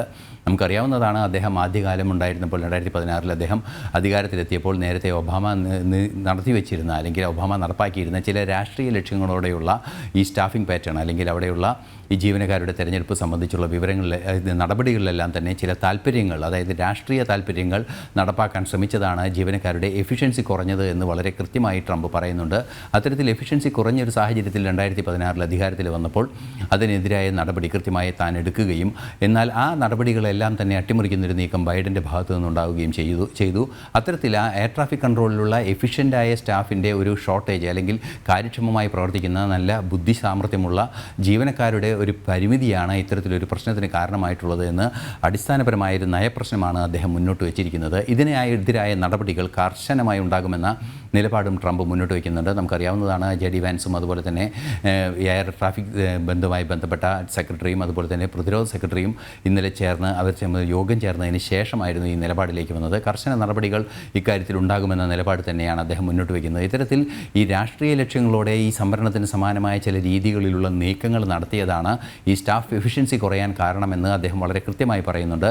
അതെല്ലാം തന്നെ മാറ്റിമറിക്കുന്ന നടപടികൾ അടിയന്തരമായി ഉണ്ടാകുമെന്നും ട്രംപ് വളരെ കൃത്യമായി തൻ്റെ നിലപാടിൽ പറയുന്നുണ്ട്. കുറച്ച് ദീർഘമായൊരു പ്രഭാഷണമായിരുന്നു, പല വിഷയങ്ങളും പരാമർശിച്ചിരുന്നു. അതിൽ ഈ വിമാനാപകടം വളരെ കൃത്യമായി അദ്ദേഹം പരാമർശിക്കുകയും ചെയ്യുന്നുണ്ട്. അപകടം നടന്ന മണിക്കൂറുകൾക്കുള്ളിൽ തന്നെ എന്തുകൊണ്ട് ഇത്തരത്തിലൊരു അപകടമുണ്ടായി എന്ന ചോദ്യം സമൂഹ മാധ്യമങ്ങളിലൂടെ അദ്ദേഹം ജനങ്ങളോട് പങ്കുവയ്ക്കുകയും ചെയ്തിരുന്നു. അദ്ദേഹം ചോദിച്ച ചോദ്യം ഏറ്റവും നിർണായകമാണ്. ഈ വിമാനം മുന്നിലൂടെ വരുമ്പോൾ എന്തുകൊണ്ട് ഈ ഹെലികോപ്റ്റർ അതിൻ്റെ ഓൾട്ടിറ്റ്യൂഡ് ചേഞ്ച് ചെയ്യുകയോ അല്ലെങ്കിൽ അതിൻ്റെ ഡയറക്ഷൻ മാറ്റുകയോ ഏതെങ്കിലും വശത്തേക്ക് തിരിഞ്ഞു പോകുകയോ ചെയ്യാതിരുന്നു എന്ന നിർണായകമായൊരു ചോദ്യമുണ്ട്. ആ ചോദ്യത്തിന് കൃത്യമായ ഉത്തരം ലഭ്യമാക്കേണ്ടത് എയർ ട്രാഫിക് കൺട്രോളാണ്. എയർ ട്രാഫിക് കൺട്രോളിൽ നിന്നും കിട്ടിയ നിർദ്ദേശം എന്താണ്? ഇതെല്ലാം സംബന്ധിച്ച് അതിസങ്കീർണമായ പ്രശ്നങ്ങളാണ് ഇപ്പോൾ മുന്നിൽ നിലനിൽക്കുന്നത് എന്നതാണ് യാഥാർത്ഥ്യം. ഇത്രയും വലിയൊരു ദുരന്തത്തിലേക്ക് കാര്യങ്ങൾ ചെന്നെത്തുന്ന ഒരു സാഹചര്യം കൂടി ഉണ്ടായി. കർശനമായ നടപടി ഇക്കാര്യത്തിൽ ഉണ്ടാകുമെന്ന് ഡൊണാൾഡ് ട്രംപ് വളരെ കൃത്യമായി പറയുകയും ചെയ്യുന്നുണ്ട്. അതെ, ഇക്കാര്യത്തിൽ നേരത്തെ ഐസൻ സൂചിപ്പിച്ചതാണ്, ഇവരുടെ ഈ സുരക്ഷാ നടപടിയിൽ ചില നയവ്യതിയാനങ്ങൾ വന്നു എന്നുള്ളതാണല്ലോ പ്രധാനപ്പെട്ട ഇപ്പോൾ വരുന്ന ഒരു ആരോപണം. അതായത് നേരത്തെ ഉണ്ടായിരുന്ന ഈ സുരക്ഷാ നിലപാടുകൾ ഒരു മാറ്റം, അതായത് ഈ നേരത്തെ പറഞ്ഞതാണ് 2 പേർ മാത്രമാണ് ഉണ്ടായിരുന്നു എന്നുള്ളത്. അപ്പോൾ ഈ നയത്തിൽ എന്ത് വ്യതിയാനമാണ് വരുത്തിയത്, അത് എന്താണെന്ന് വിശദമാക്കാമോ ഐസൻ ജോസ്? തീർച്ചയായും വിനോദ്, ഈ നയത്തിൽ വന്ന വ്യതിയാനം എന്ന് പറയുന്നത് കുറേ കൂടി കാര്യക്ഷമമല്ലാത്ത സ്റ്റാഫ് പദവികളിലെത്തുന്ന അല്ലെങ്കിൽ തിരഞ്ഞെടുക്കപ്പെടുന്ന ഒരു സാഹചര്യം. അത്തരത്തിൽ പരാതികൾ തുടർച്ചയായി JD വാൻസ് എല്ലാം തന്നെ ഈ അമേരിക്കൻ പ്രസിഡന്റിൻ്റെ ഈ പ്രസ്താവനയ്ക്ക് ശേഷം JD വാൻസ് ഇക്കാര്യത്തിൽ വളരെ കൃത്യമായൊരു നിലപാട് പറയുകയും ചെയ്തിരുന്നു. ആ നിലപാടുകൾ അല്പസമയത്തിനകം നമുക്ക് ലഭ്യമാക്കാനും സാധിക്കുമെന്ന് കരുതുന്നു. ഈ JD വാൻസും പറഞ്ഞത് ഇത്തരത്തിൽ നിരവധിയായ എയർ ട്രാഫിക് കൺട്രോളിൽ കാര്യക്ഷമമായി പ്രവർത്തിക്കാൻ ശേഷിയുള്ള നിരവധി പേർ ഉണ്ട്, അവർക്കൊന്നും അതിനുള്ള അവസരം ലഭിക്കുന്നില്ല. അതിന് ചില നയപ്രശ്നങ്ങളാണ്. അതായത് പലർക്കും അത്തരത്തിൽ കാര്യക്ഷമമല്ലാത്തൊരു സോഷ്യലിസ്റ്റ് സ്വഭാവത്തോടെ പലർക്കും ജോലി ലഭിക്കുക എന്ന ലക്ഷ്യത്തോടെ സുരക്ഷയെ കരുതലില്ലാതെ ചില രാഷ്ട്രീയ നീക്കങ്ങൾ നടത്തിയതാണ് ബറാക് ഒബാമയ്ക്കും അതുപോലെ തന്നെ ജോ ബൈഡനും പറ്റിയത്. ഇവർ 2 പേരും ഇത്തരത്തിൽ ചില രാഷ്ട്രീയ നീക്കങ്ങൾ നടത്തിയത് ഒരു രാഷ്ട്രീയ നേട്ടത്തിന് വേണ്ടിയായിരുന്നു. അത് പല നേട്ടങ്ങളായിരിക്കും അതിൽ നിന്നും ലക്ഷ്യം വെച്ചിരിക്കുക. പൊളിറ്റിക്സ് ആയിരുന്നു അവർക്ക് മുൻപിൽ, അതായത് ഇത്തരത്തിലുള്ള അധികാരത്തിൽ തുടരാനുള്ള ഒരു പൊളിറ്റിക്സ് ആയിരുന്നു അവർ മുന്നിൽ വെച്ചത്. ജനങ്ങളുടെ സുരക്ഷയെ സംബന്ധിച്ച് ഒരു ആലോചന പോലും അവർക്കുണ്ടായില്ല. ഈ രാഷ്ട്രീയം മുന്നോട്ട് വെച്ചു എന്ന പ്രശ്നം കൊണ്ട് തന്നെയാണ് ഇതുപോലെ പലരും അയോഗ്യരായ പലരും എയർ ട്രാഫിക് കൺട്രോൾ ഉൾപ്പെടെയുള്ള അതിസങ്കീർണമായ ജോലികളിൽ അതീവ സാമർഥ്യം വേണ്ട സമർത്ഥരായവർ എടുക്കേണ്ട ജോലികളെല്ലാം തന്നെ പലർക്കും ലഭിക്കുന്ന അല്ലെങ്കിൽ അത്രയ്ക്കും കാര്യക്ഷമമായ എഫിഷ്യൻസി തെളിയിക്കാത്തവർക്ക് ലഭിക്കുന്നൊരു സാഹചര്യമുണ്ടായി. അത് സ്വാഭാവികമായും ഈ എയർ ട്രാഫിക് കൺട്രോൾ അതുപോലെയുള്ള നിർണായകമായ സുരക്ഷാ മാനദണ്ഡങ്ങൾ പാലിക്കേണ്ട ഘടകങ്ങളിലെല്ലാം തന്നെ അത് നടപ്പാക്കുകയും ചെയ്തതോടെ സുരക്ഷകൾ ഇല്ലാതായി, സുരക്ഷാ കാര്യത്തിൽ വീഴ്ച വന്നു. സുരക്ഷയ്ക്ക് പിന്നിലുള്ള മനുഷ്യ വിഭവശേഷിയിൽ കാര്യക്ഷമത കുറഞ്ഞുവെന്ന കൃത്യമായ ഒരു ആരോപണമാണ് അദ്ദേഹം ഉന്നയിക്കുന്നത്. സ്വാഭാവികമായും അത്തരത്തിലൊരു ആരോപണം ഉന്നയിക്കുന്ന ഒരു പശ്ചാത്തലത്തിൽ കടുത്ത നടപടികൾ ഇക്കാര്യത്തിൽ ഉണ്ടാവുകയും ആ ഒരു പാറ്റേൺ അല്ലെങ്കിൽ ഏത് രീതിയിലാണോ ഇത്തരത്തിൽ നിയമനങ്ങൾ നടത്തുന്നതിൽ ചില വിട്ടുവീഴ്ചകൾ ചെയ്യാനുള്ള നീക്കം നടത്തിയത് ആ പാറ്റേൺ മുഴുവനുമായി മാറ്റിയെടുക്കും എന്ന കൃത്യമായ നിലപാടാണ് ട്രംപിൻ്റെ ഭാഗത്തു നിന്നുണ്ടായിരിക്കുന്നത്. അത് ഉടൻ തന്നെ ഉണ്ടാകുമെന്നും അറിയിക്കുന്നുണ്ട്. മാത്രമല്ല ഇത്തരത്തിലുള്ളൊരു വീഴ്ച ഉണ്ടാക്കിയ മുൻ സംവിധാനങ്ങൾക്കെതിരെ, അതായത് ബൈഡൻ്റെയും ഒബാമയുടെയും നീക്കങ്ങൾക്കെതിരെ രൂക്ഷമായ വിമർശനവും അദ്ദേഹം നടത്തുകയും ചെയ്യുന്നുണ്ട്. തീർച്ചയായും അദ്ദേഹം പറയുന്നതിൽ കാര്യമുണ്ട്. കാര്യക്ഷമമല്ലാത്ത അല്ലെങ്കിൽ കാര്യക്ഷമതയില്ലാത്ത ഉദ്യോഗസ്ഥരും അതുപോലുള്ള സാങ്കേതിക വിദഗ്ധരും കാര്യക്ഷമത കൃത്യമായി ആർജിക്കാത്തവരും കൺസിസ്റ്റൻ്റായി നിലനിർത്താത്തവരും എയർ ട്രാഫിക് കൺട്രോൾ പോലുള്ള അതീവ ഗൗരവമേറിയ നിമിഷങ്ങൾക്കകം വ്യക്തമായ തീരുമാനമെടുക്കേണ്ട ബുദ്ധിസാമർഥ്യമുള്ളവർ പ്രവർത്തിക്കേണ്ട മേഖലയിൽ എത്തിപ്പെടുന്നത് മൊത്തത്തിൽ ആ രാജ്യത്തിൻ്റെ സുരക്ഷ സംബന്ധിച്ചുള്ള വിഷയങ്ങൾ, പ്രത്യേകിച്ച് air traffic control air traffic സുരക്ഷയൊക്കെ അതീവ ഗുരുതരമായി ബാധിക്കുന്നു എന്നൊരു വലിയ ആരോപണമാണ് അദ്ദേഹം ഉന്നയിച്ചിരിക്കുന്നത്. ഇത്തരത്തിലൊരു വീഴ്ച സർക്കാർ സർക്കാരുകളുടെ ഭാഗത്തു നിന്നുണ്ടായി. അത് തിരുത്തും. നേരത്തെ 2016 അത് തിരുത്തിയിരുന്നു. എന്നാൽ ഇന്ന് വീണ്ടും അത് പുനരാവർത്തിക്കേണ്ട സാഹചര്യം ഉണ്ടായിരിക്കുന്നു എന്നും ട്രംപ് പറയുന്നുണ്ട്. വിനോദ്, നമുക്ക് മറ്റൊരു വാർത്തയിലേക്ക് തന്നെ, അന്താരാഷ്ട്ര വാർത്തയാണ്. ഹമാസ് ബന്ദികളുടെ മോചന നടപടികൾ സുരക്ഷിതവും അന്തസ്സുള്ളതുമാകണമെന്ന് അന്താരാഷ്ട്ര റെഡ് ക്രോസ് കമ്മിറ്റി. ഇന്നലെ മോചിപ്പിച്ച ബന്ദികളുടെ വാഹനം പാലസ്തീൻ പ്രതിഷേധക്കാർ തടഞ്ഞിരുന്നു. ഇത്തരം സംഭവങ്ങൾ ആവർത്തിക്കരുത് എന്ന് റെഡ് ക്രോസ് കമ്മിറ്റി ആവശ്യപ്പെട്ടു. ബന്ദികളുടെ കൈമാറ്റത്തിനിടെ ഖാൻ യൂനിസിലാണ് റെഡ് ക്രോസ് വാഹനത്തിന് ചുറ്റും പാലസ്തീൻ പ്രതിഷേധക്കാർ സംഘർഷം സൃഷ്ടിച്ചത്. ഐസൺ ജോസ് തുടരുന്നു. ഐസൺ, ഇക്കാര്യത്തിൽ റെഡ് ക്രോസ് കൃത്യമായി അഭിപ്രായം പറഞ്ഞിട്ടുണ്ട്. ഈ പാലസ്തീൻ കാരാണ് ബന്ദികളുടെ കൈമാറ്റത്തിനിടെ ഇത്തരത്തിൽ വാഹനങ്ങൾ തടഞ്ഞുകൊണ്ടുള്ള ഒരു പ്രതിഷേധം നടത്തിയത്. കൂടുതൽ വിവരങ്ങൾ നമുക്കിപ്പോൾ ദൃശ്യങ്ങളിൽ കാണുന്നത് തന്നെ വിനോദം മനസ്സിലാക്കാൻ സാധിക്കും. അർബേൽ എന്ന് പറയുന്ന ഏറെ വിവാദമായ ഒരു ഇസ്രായേൽ ബന്ദിയാക്കപ്പെട്ട വനിതയെ ഇപ്പോൾ അവരുടെ സുരക്ഷിത സ്ഥാനത്തേക്ക് തിരിച്ചു കൊണ്ടുവരുന്ന ദൃശ്യങ്ങളാണ് നമ്മൾ ഈ കാണുന്നത്. വലിയൊരു സന്നാഹം, ഒരു സൈനിക സന്നാഹം അവർക്ക് ചുറ്റും, ഒരു VVIPയുടെ സുരക്ഷയ്ക്ക് വേണ്ട സംവിധാനങ്ങൾ ഒരു സാധാരണ വ്യക്തിയുടെ സുരക്ഷയ്ക്ക് വേണ്ടി ഒരുക്കേണ്ട ഒരു സാഹചര്യം അവിടെ ഉണ്ടായി. അതിൻ്റെ പശ്ചാത്തലം തന്നെയാണ് ഏറെ ഗൗരവതരമായി ചർച്ച ചെയ്യുന്നത്, അല്ലെങ്കിൽ അത് അതിഗൗരവമായ ഒരു വിവാദമായി മാറിയിരിക്കുന്നത്. International committee of red cross, അതായത് ഈ ബന്ദികളുടെ മോചനം, ലോകത്തെമ്പാടും ഇത്തരത്തിലുള്ള യുദ്ധ തടവുകാരെ കൈമാറ്റം ചെയ്യുക, അത്തരത്തിൽ യുദ്ധരംഗത്ത് സമാധാനത്തിൻ്റെ ആ ഒരു ദൂതരായി പ്രവർത്തിക്കുന്ന സംവിധാനം ഇന്നും റെഡ് ക്രോസ് ആണ്. കാര്യക്ഷമമായി വലിയൊരു അളവിൽ റെഡ് ക്രോസ് ആണ് പ്രവർത്തിക്കുന്നത്. ഈ റെഡ് ക്രോസ് ഇത്തരത്തിൽ ബന്ദികളുടെ മോചനത്തിന്, ബന്ദികളെ കൃത്യമായി റെഡ് ക്രോസിൻ്റെ പതാക ഏന്തിയ വാഹനം ഈ ബന്ദികളെ സൂക്ഷിച്ചിട്ടുള്ള പ്രദേശങ്ങളിൽ, അല്ലെങ്കിൽ ബന്ദികളെ എത്തിക്കാമെന്ന് പറയുന്ന പ്രദേശങ്ങളിലേക്ക് കൃത്യമായി എത്തിപ്പെടുകയും അവിടെ നിന്ന് ബന്ദികളെ ഹമാസിൻ്റെ കൈവശത്ത് നിന്ന് സ്വീകരിച്ച് കൃത്യമായ സുരക്ഷാ മാനദണ്ഡങ്ങൾ, അതായത് സൈന്യമാണ് ഇപ്പുറത്തുള്ളത്, സൈന്യത്തിന് ചെല്ലാൻ പാടില്ലാത്ത ധാരണ പ്രകാരം ഉള്ള പ്രദേശത്തേക്ക് കൃത്യമായി കിലോമീറ്ററുകളോളം, 3-4 കിലോമീറ്ററുകളോളം സഞ്ചരിച്ച് സൈന്യത്തെ തിരിച്ചേൽപ്പിക്കുക എന്ന വലിയൊരു ദൗത്യമാണ് റെഡ് ക്രോസ് ചെയ്യുന്നത്. നമുക്കറിയാവുന്നതാണ്, യുദ്ധഭൂമിയിൽ റെഡ് ക്രോസിൻ്റെ പതാക കണ്ടാൽ വെടിയുതിർക്കരുത് എന്ന് കൃത്യമായ നിർദ്ദേശം നിലനിൽക്കുന്ന ഒരു ലോകക്രമമാണ് നമ്മുടേത്. അതുകൊണ്ട് തന്നെ യുദ്ധഭൂമിയിൽ റെഡ് ക്രോസ് ഈ സുരക്ഷാ മാനദണ്ഡങ്ങൾ അല്ലെങ്കിൽ ഇത്തരത്തിൽ ബന്ദികളെ മാറാനുള്ള നീക്കങ്ങൾ നടത്തുമ്പോൾ എതിർപ്പ് ഉണ്ടാകാതിരിക്കണം എന്നൊരു അനിവാര്യതയുണ്ട്. അത്തരത്തിൽ ഒരു നീക്കം നടത്തുന്നതിനിടെ ഇവരെ കൊണ്ടുവന്ന വാൻ തടയുന്നതിനെ പാലസ്തീനികൾ ശ്രമിച്ചു എന്നതാണ് ഏറെ ഗുരുതരമായൊരു വിഷയമുണ്ടായത്. ഇന്നലെ പല വാർത്താമാധ്യമങ്ങളും അത് റിപ്പോർട്ട് ചെയ്തത് വലിയ ജനാരവം അതിന് ഒപ്പമുണ്ടായി എന്ന രീതിയിലായിരുന്നു. പക്ഷേ അത് ഉണ്ടായത് പ്രതിഷേധമാണ് എന്നും international committee of red cross വളരെ കൃത്യമായി പറയുന്നുണ്ട്. അത്തരത്തിലുള്ള നീക്കങ്ങൾ ഇനി പാടില്ല. കാരണം നമുക്കറിയാവുന്നതാണ്, റെഡ് ക്രോസ് ഒരു ധാരണയുടെ അടിസ്ഥാനത്തിലാണ് ഇവരെ കൊണ്ടുവരുന്നത്. റെഡ് ക്രോസ് ആണ് കൊണ്ടുവരുന്നത്. റെഡ് ക്രോസിനെ സംബന്ധിച്ചിടത്തോളം ഇരു രാജ്യങ്ങൾ അല്ലെങ്കിൽ ഇരു കക്ഷികളുമായി പ്രത്യേകിച്ചൊരു ബന്ധവുമില്ല. പക്ഷേ അതിനിടയിൽ ഒരു കൃത്യമായ മീഡിയേറ്ററാണ് അന്താരാഷ്ട്ര തലത്തിൽ റെഡ് ക്രോസിൻ്റെ സുരക്ഷ ഉറപ്പാക്കേണ്ടത്. റെഡ് ക്രോസ് കൊണ്ടുവരുന്ന അല്ലെങ്കിൽ റെഡ് ക്രോസ് ഇടപെടുന്ന കാര്യങ്ങളിൽ സുരക്ഷ ഉറപ്പാക്കേണ്ടതുണ്ട്. അതിൻ്റെ ഭാഗമായി കുറേ കൂടി മാന്യവും അതുപോലെ തന്നെ സുരക്ഷിതവുമായ രീതിയിൽ, ബഹളങ്ങളില്ലാത്ത രീതിയിൽ ഈ നീക്കങ്ങൾ നടത്തേണ്ടതുണ്ട്, അല്ലെങ്കിൽ ബന്ദികളുടെ മോചനം നടത്തേണ്ടതുണ്ട്. അതിനുവേണ്ടി പാലസ്തീൻ്റെ ഭാഗത്തു നിന്ന്, അല്ലെങ്കിൽ ഇത്തരത്തിലുള്ള ഗാസയിലുള്ള പാലസ്തീനികളുടെ ഭാഗത്തു നിന്ന് സഹകരണം ഉണ്ടാകണം. ഇനിയും ഇത്തരത്തിലുള്ള നീക്കങ്ങൾ ഉണ്ടാകരുതെന്ന് ഇൻ്റർനാഷണൽ റെഡ് ക്രോസ് തന്നെ പറയുമ്പോൾ നമുക്ക് മനസ്സിലാക്കാൻ സാധിക്കുന്നുണ്ട് ഇവർ തമ്മിൽ നിലനിൽക്കുന്ന പ്രശ്നത്തിൻ്റെ രൂക്ഷത. അതായത് അതിരൂക്ഷമായാണ് പാലസ്തീനികൾ ഈ ഇസ്രായേൽ സ്വദേശികളായ ബന്ദികൾക്കെതിരെ മുദ്രാവാക്യം മുഴക്കി എന്ന് ഉൾപ്പെടെ അവർ റിപ്പോർട്ട് ചെയ്യുന്നുണ്ട്. ഇത്തരത്തിലുള്ള സാഹചര്യങ്ങൾ ഒഴിവാക്കണമെന്ന കർശന നിലപാട് തന്നെയാണ് ഇൻ്റർനാഷണൽ കമ്മ്യൂണിറ്റി ഫോർ റെഡ് ക്രോസിൻ്റെ ഒരു ഭാഗത്തു നിന്ന് ഉണ്ടായിരിക്കുന്നത്. ഇത് അതീവ ഗൗരവമുള്ളൊരു വിഷയമാണ്. ഇന്നലെ വിട്ടുകൊടുത്ത 3 ഇസ്രായേലി ബന്ദികളെ വിട്ടുകൊടുക്കുന്ന ആ ഒരു പ്രോസസ്സ് നടക്കുന്നതിനിടെ, അല്ലെങ്കിൽ ആ പരിപാടി നടക്കുന്നതിനിടെയാണ് ഇത്തരത്തിലൊരു പ്രതിഷേധമുണ്ടായത്. മാത്രമല്ല 5 തായ് സ്വദേശികളെ വിട്ടയക്കുകയും ചെയ്തിരുന്നു. അവരുടെ മോചനം സംബന്ധിച്ച് നടക്കുന്ന ആ നടപടിക്രമങ്ങൾ, അല്ലെങ്കിൽ അവരുടെ വാൻ തടയുന്നതിന് ഒന്നും തന്നെ ഈ പാലസ്തീനികൾ ശ്രമിച്ചിട്ടില്ല എന്നാണ് പ്രാഥമികമായി ലഭ്യമാകുന്ന സൂചന. പക്ഷേ ഏതെങ്കിലും തരത്തിൽ അത്തരം നീക്കങ്ങൾ ഉണ്ടായിട്ടുണ്ടോ എന്നും ഇനിയും വിവരങ്ങൾ ലഭിക്കാനുണ്ട്. തീർച്ചയായും അതീവ ഗുരുതരമായ ഒരു സാഹചര്യം തന്നെയാണ് നിലവിലുള്ളത്. അത് പ്രതിഷേധിക്കേണ്ടതാണ്, അല്ലെങ്കിൽ പരിഹരിക്കപ്പെടേണ്ടതാണെന്ന് ആവശ്യപ്പെട്ടിരിക്കുന്നത് റെഡ് ക്രോസ് ആണ് എന്നതാണ് ഏറെ ഗൗരവമർഹിക്കുന്നൊരു വിഷയം. തീർച്ചയായും ഇത്തരത്തിലുള്ള അന്താരാഷ്ട്ര തീരുമാനങ്ങൾ പ്രകാരമാണ് ബന്ദികളെ മോചിപ്പിച്ചത്. പക്ഷേ അവിടെയും ഇത്തരത്തിലുള്ള പ്രതിഷേധങ്ങൾ നടന്നു എന്നുള്ളത് വളരെ ഗൗരവത്തോടെ തന്നെ കാണേണ്ട കാര്യമാണ്. പാലസ്തീൻകാരാണ് അവിടെ സംഘർഷം സൃഷ്ടിക്കാൻ ശ്രമിച്ചത്.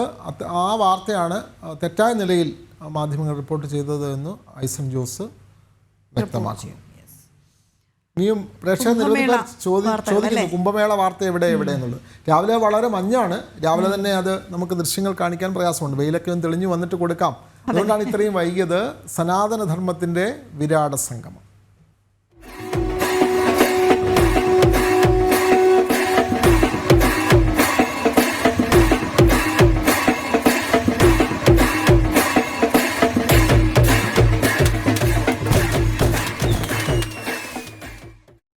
മഹാകുംഭമേളയുടെ ഭാഗമായി എത്തിയ തീർത്ഥാടകരുടെ എണ്ണം 30 കോടിയിലേക്ക്.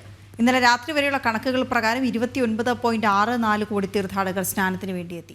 ഇന്നലെ മാത്രം 2.06 കോടി തീർത്ഥാടകരാണ് പ്രയാഗ്രാജിലേക്ക് എത്തിയത്. എം നിഖിൽ കുമാർ ചേരുന്നുണ്ട് വിവരങ്ങളുമായി. നിഖിൽ, പ്രതീക്ഷിക്കപ്പെട്ടതിനേക്കാളും എത്രയോ ഇരട്ടി തീർത്ഥാടകർ 30 കോടിയിലേക്ക് അല്ലെ? 30 കോടിയിലേക്ക് എന്ന് പറയുമ്പോൾ അത് ഒരുപക്ഷെ ചിന്തിക്കാവുന്നതിനും അപ്പുറത്തേക്ക് ജനക്കൂട്ടം അവിടേക്ക് എത്തിച്ചേർന്നതിൻ്റെതാണ്.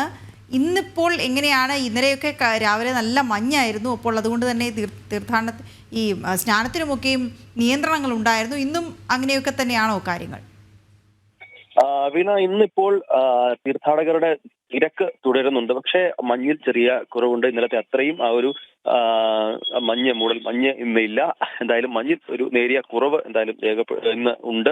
ഇപ്പം ഈ തീർത്ഥാടകരുടെ എണ്ണം അത് ക്രമാതീതമായി തന്നെ വർദ്ധിക്കുന്നുണ്ട്. കാരണം ഈ ഒരു മഹാകുംഭമേളയ്ക്ക് ആകെ എത്തുന്ന തീർത്ഥാടകരുടെ എണ്ണമായി ഉത്തർപ്രദേശ് സർക്കാർ അധികൃതർ പ്രതീക്ഷിച്ചിരുന്നത് 40 കോടിയാണ്. അതായത് ആകെ 40 കോടി തീർത്ഥാടകർ ഈ ഒരു കുംഭമേളയിലേക്ക് എത്തും എന്നാണ് ഉത്തർപ്രദേശ് സർക്കാരിന്റെ ആ ഒരു വിലയിരുത്തലുണ്ടായിരുന്നത്. എന്നാൽ ഇപ്പോൾ ഇനി 26 ദിവസം കൂടി, അതായത് ഫെബ്രുവരി 26 വരെ ഈ ഒരു മഹാകുംഭമേള ഉണ്ട്. അന്ന് വരെ ഇനിയും ഇത്രയും ദിവസങ്ങൾ അവശേഷിക്കുന്നുണ്ട്. അപ്പോൾ തന്നെ ഇതൊരു 30 കോടിയിലേക്ക് എത്തിയിട്ടുണ്ട്. അതായത് ഈ ഒരു അധികൃതർ പ്രതീക്ഷിച്ചതിന്റെ ഇരട്ടിയോളം തീർത്ഥാടകർ ഇവിടേക്ക് എത്തി എന്ന് പറയാൻ സാധിക്കും.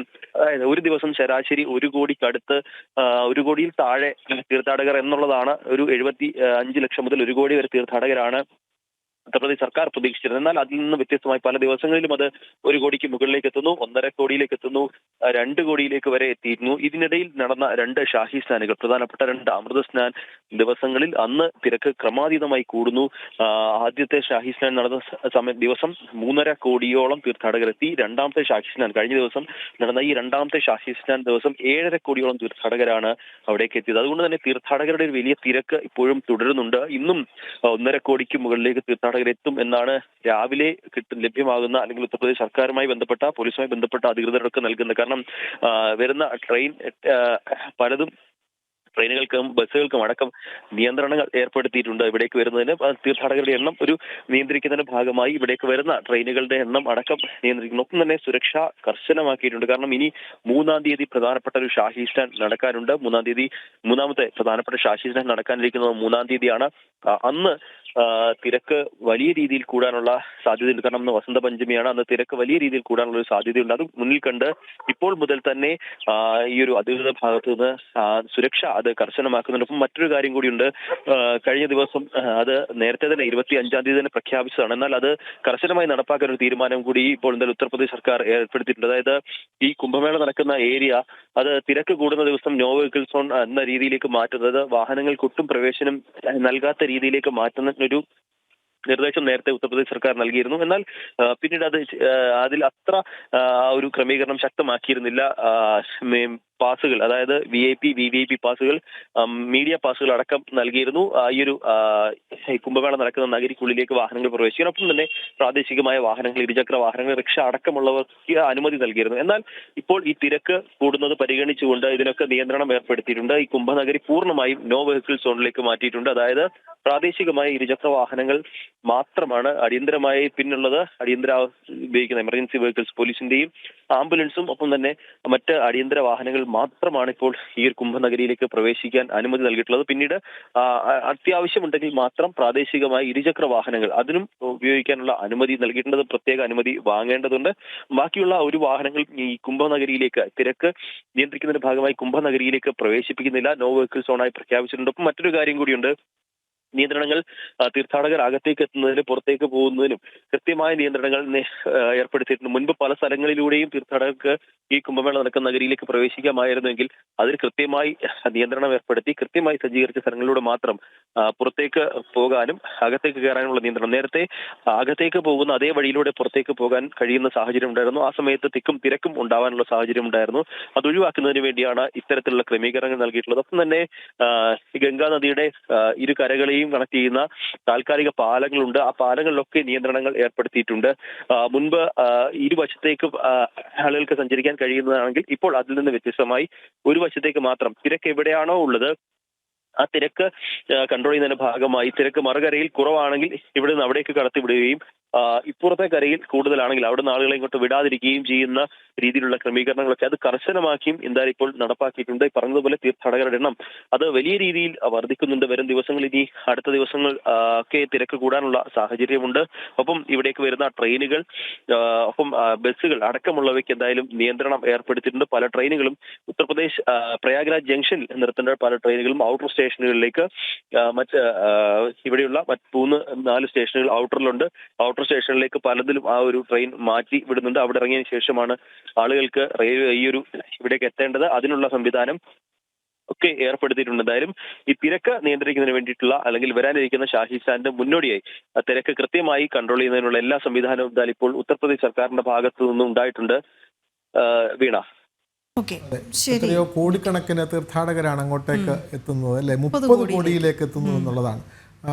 പ്രയാഗ്രാജ് അങ്ങനെ കോടിക്കണക്കിന് കുംഭമേളയിലേക്ക് എത്തുന്ന ഭക്തരെ കൊണ്ട് നിറയുകയാണ്. ഒരു ദിവസം മാത്രം 2 കോടിയിലധികം ആളുകൾ എത്തുന്നു എന്നുള്ളതാണ്. ഇത്രയും അതിന് ഈ കൃത്യമായ പദ്ധതികളും പ്ലാനിങ്ങുകളും ഒക്കെ തന്നെയുണ്ട്. നിഖിൽ പറഞ്ഞ പോലെ അവിടെ വാഹനങ്ങൾ പ്രവേശിപ്പിക്കുന്നതിനൊക്കെ നിയന്ത്രണമുണ്ട്. അത് സാധ്യമല്ലല്ലോ, ഇത്രയും കോടിക്കണക്കിന് ആളുകൾ എത്തുമ്പോൾ അവിടെ വാഹനം പ്രവേശിപ്പിക്കുക സാധ്യമല്ല. എന്തായാലും വളരെ കൃത്യമായി കാര്യങ്ങൾ മുന്നോട്ട് പോകുന്നു.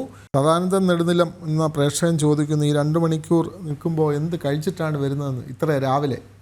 പ്രേക്ഷകരുടെ സ്നേഹം കൊണ്ട് ഞങ്ങളിങ്ങനെ നിന്ന് പോകുന്നു എന്ന് കരുതിയാൽ മതി. അതെ, ഒരു ചായ മാത്രം കുടിച്ചിട്ട് 9 മണിയാകുമ്പോൾ കഴിക്കാം, അപ്പോഴല്ലേ സമയം.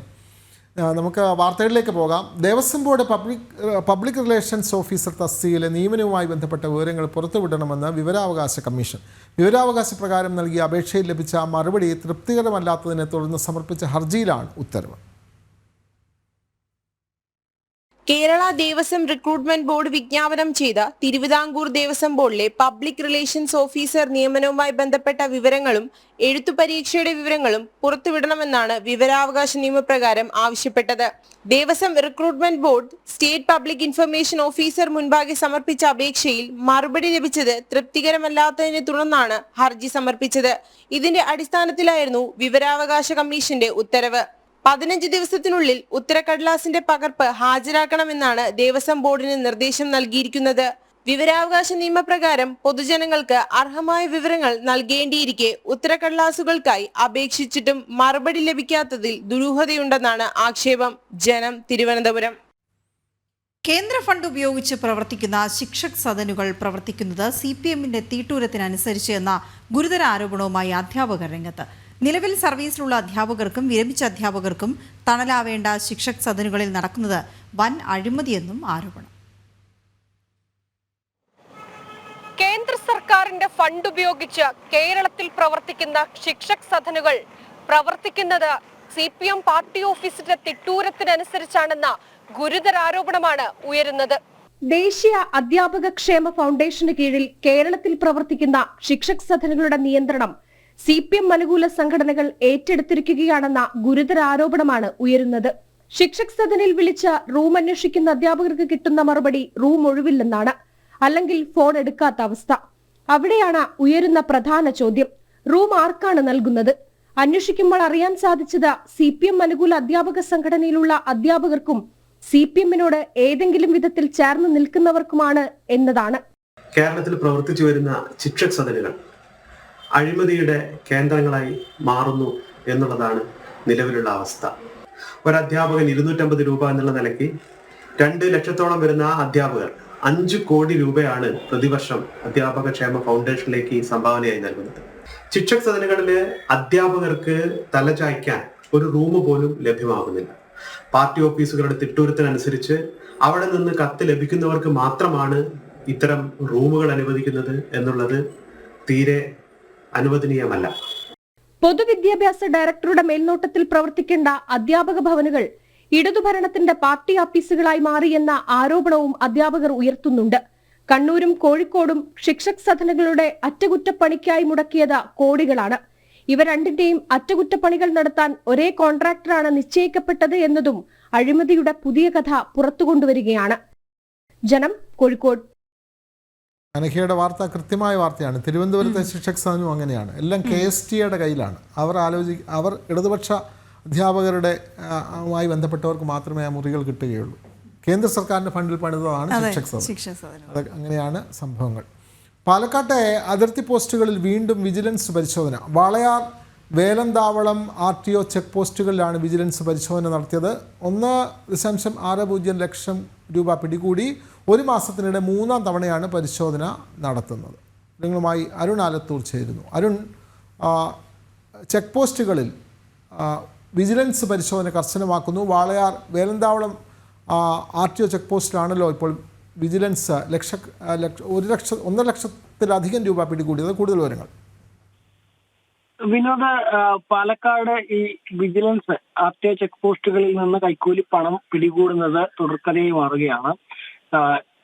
ഇന്നലെ രാത്രി മുതൽ ഇന്ന് പുലർച്ചെ വരെ വാളയാർ വേലന്താവളം RTO ചെക്ക് പോസ്റ്റുകളിലാണ് വിജിലൻസ് പരിശോധന നടത്തിയത്. ഈ പരിശോധനയിൽ ഇപ്പോൾ 1.60 ലക്ഷം രൂപ പിടികൂടിയിരിക്കുകയാണ്. ഉദ്യോഗസ്ഥർ ഇവിടെ കൈക്കൂലിയായിട്ട് വീണ്ടും പണം എത്തുന്നുണ്ട് എന്നുള്ള ആ ഒരു രഹസ്യ വിവരത്തെ തുടർന്ന് വിജിലൻസ് ഉദ്യോഗസ്ഥർ ചെക്ക് പോസ്റ്റുകളിലേക്ക് എത്തുകയായിരുന്നു. തുടർന്ന് ഈ ലോറികളിൽ നിന്നും മറ്റുമൊക്കെ വരുന്ന അതിർത്തി കടന്ന് കേരളത്തിലേക്ക് എത്തുന്ന ആളുകൾ, അവരാണ് ഇത്തരത്തിൽ പണം നൽകുന്നത്. അവരിൽ നിന്നാണ് ഈ ഉദ്യോഗസ്ഥർ പണം വാങ്ങിയിരിക്കുന്നത്. അങ്ങനെയാണ് ഈ 1.60 ലക്ഷം രൂപ ഈ കൈക്കൂലിയായിട്ട് ഈ 2 ചെക്ക് പോസ്റ്റുകളിലുമായിട്ട് വന്നിരിക്കുന്നത്. ഇതിലും കഴിഞ്ഞ ഒരു മാസത്തിനിടെ ഇതിപ്പോൾ 3-ാം തവണയാണ് ചെക്ക് പോസ്റ്റുകളിൽ നിന്നും പണം പിടികൂടുന്നത്. നേരത്തെ കഴിഞ്ഞ ജനുവരി 10-നും അതുപോലെ തന്നെ 13-നും വിജിലൻസ് ജില്ലയുടെ അതിർത്തി ചെക്ക് പോസ്റ്റുകളിലെ പരിശോധന നടത്തിയിരുന്നു. 10-ാം തീയതി നടത്തിയ പരിശോധനയിൽ 1.49 ലക്ഷം രൂപയും 13-ന് നടത്തിയ പരിശോധനയിൽ 1.77 ലക്ഷം രൂപയുമാണ് പിടിച്ചെടുത്തത്. പ്രധാനമായിട്ടും വിജിലൻസ് പറയുന്നത് ഈ അതിർത്തി കടന്നെത്തുന്ന ശബരിമല തീർത്ഥാടകരിൽ നിന്നും അതുപോലെ തന്നെ ഈ കരിങ്കല്ലും മറ്റുമൊക്കെ കയറ്റി വരുന്ന ലോറികളിൽ നിന്നുമൊക്കെയാണ് ഈ പണം വാങ്ങുന്നത് എന്നുള്ളതാണ് കണ്ടെത്തിയിട്ടുള്ളത്. ഏതായാലും വീണ്ടും ഈ പരിശോധന തുടരുമ്പോൾ ഈ കൈക്കൂലി പണവും പിടിച്ചുകൊണ്ടിരിക്കുന്ന സ്ഥിതിയാണ് ജില്ലയിലെ അതിർത്തി ചെക്ക് പോസ്റ്റുകളിലുള്ളത്. അതെ, ചെക്ക് പോസ്റ്റുകൾ പരിശോധന തുടരുന്നു എന്നുള്ള വാർത്തകൾ തന്നെയാണ്. CPM-ൽ വിഭാഗീയത, ആ വാർത്തയിലേക്കാണ് നമ്മൾ ഇനി അടുത്തതായി പോകുന്നത്. CPM-ലെ വിഭാഗീയത അവസാനിച്ചിട്ടില്ല എന്ന് മുഖ്യമന്ത്രി പിണറായി വിജയൻ തന്നെ പറയുന്നു.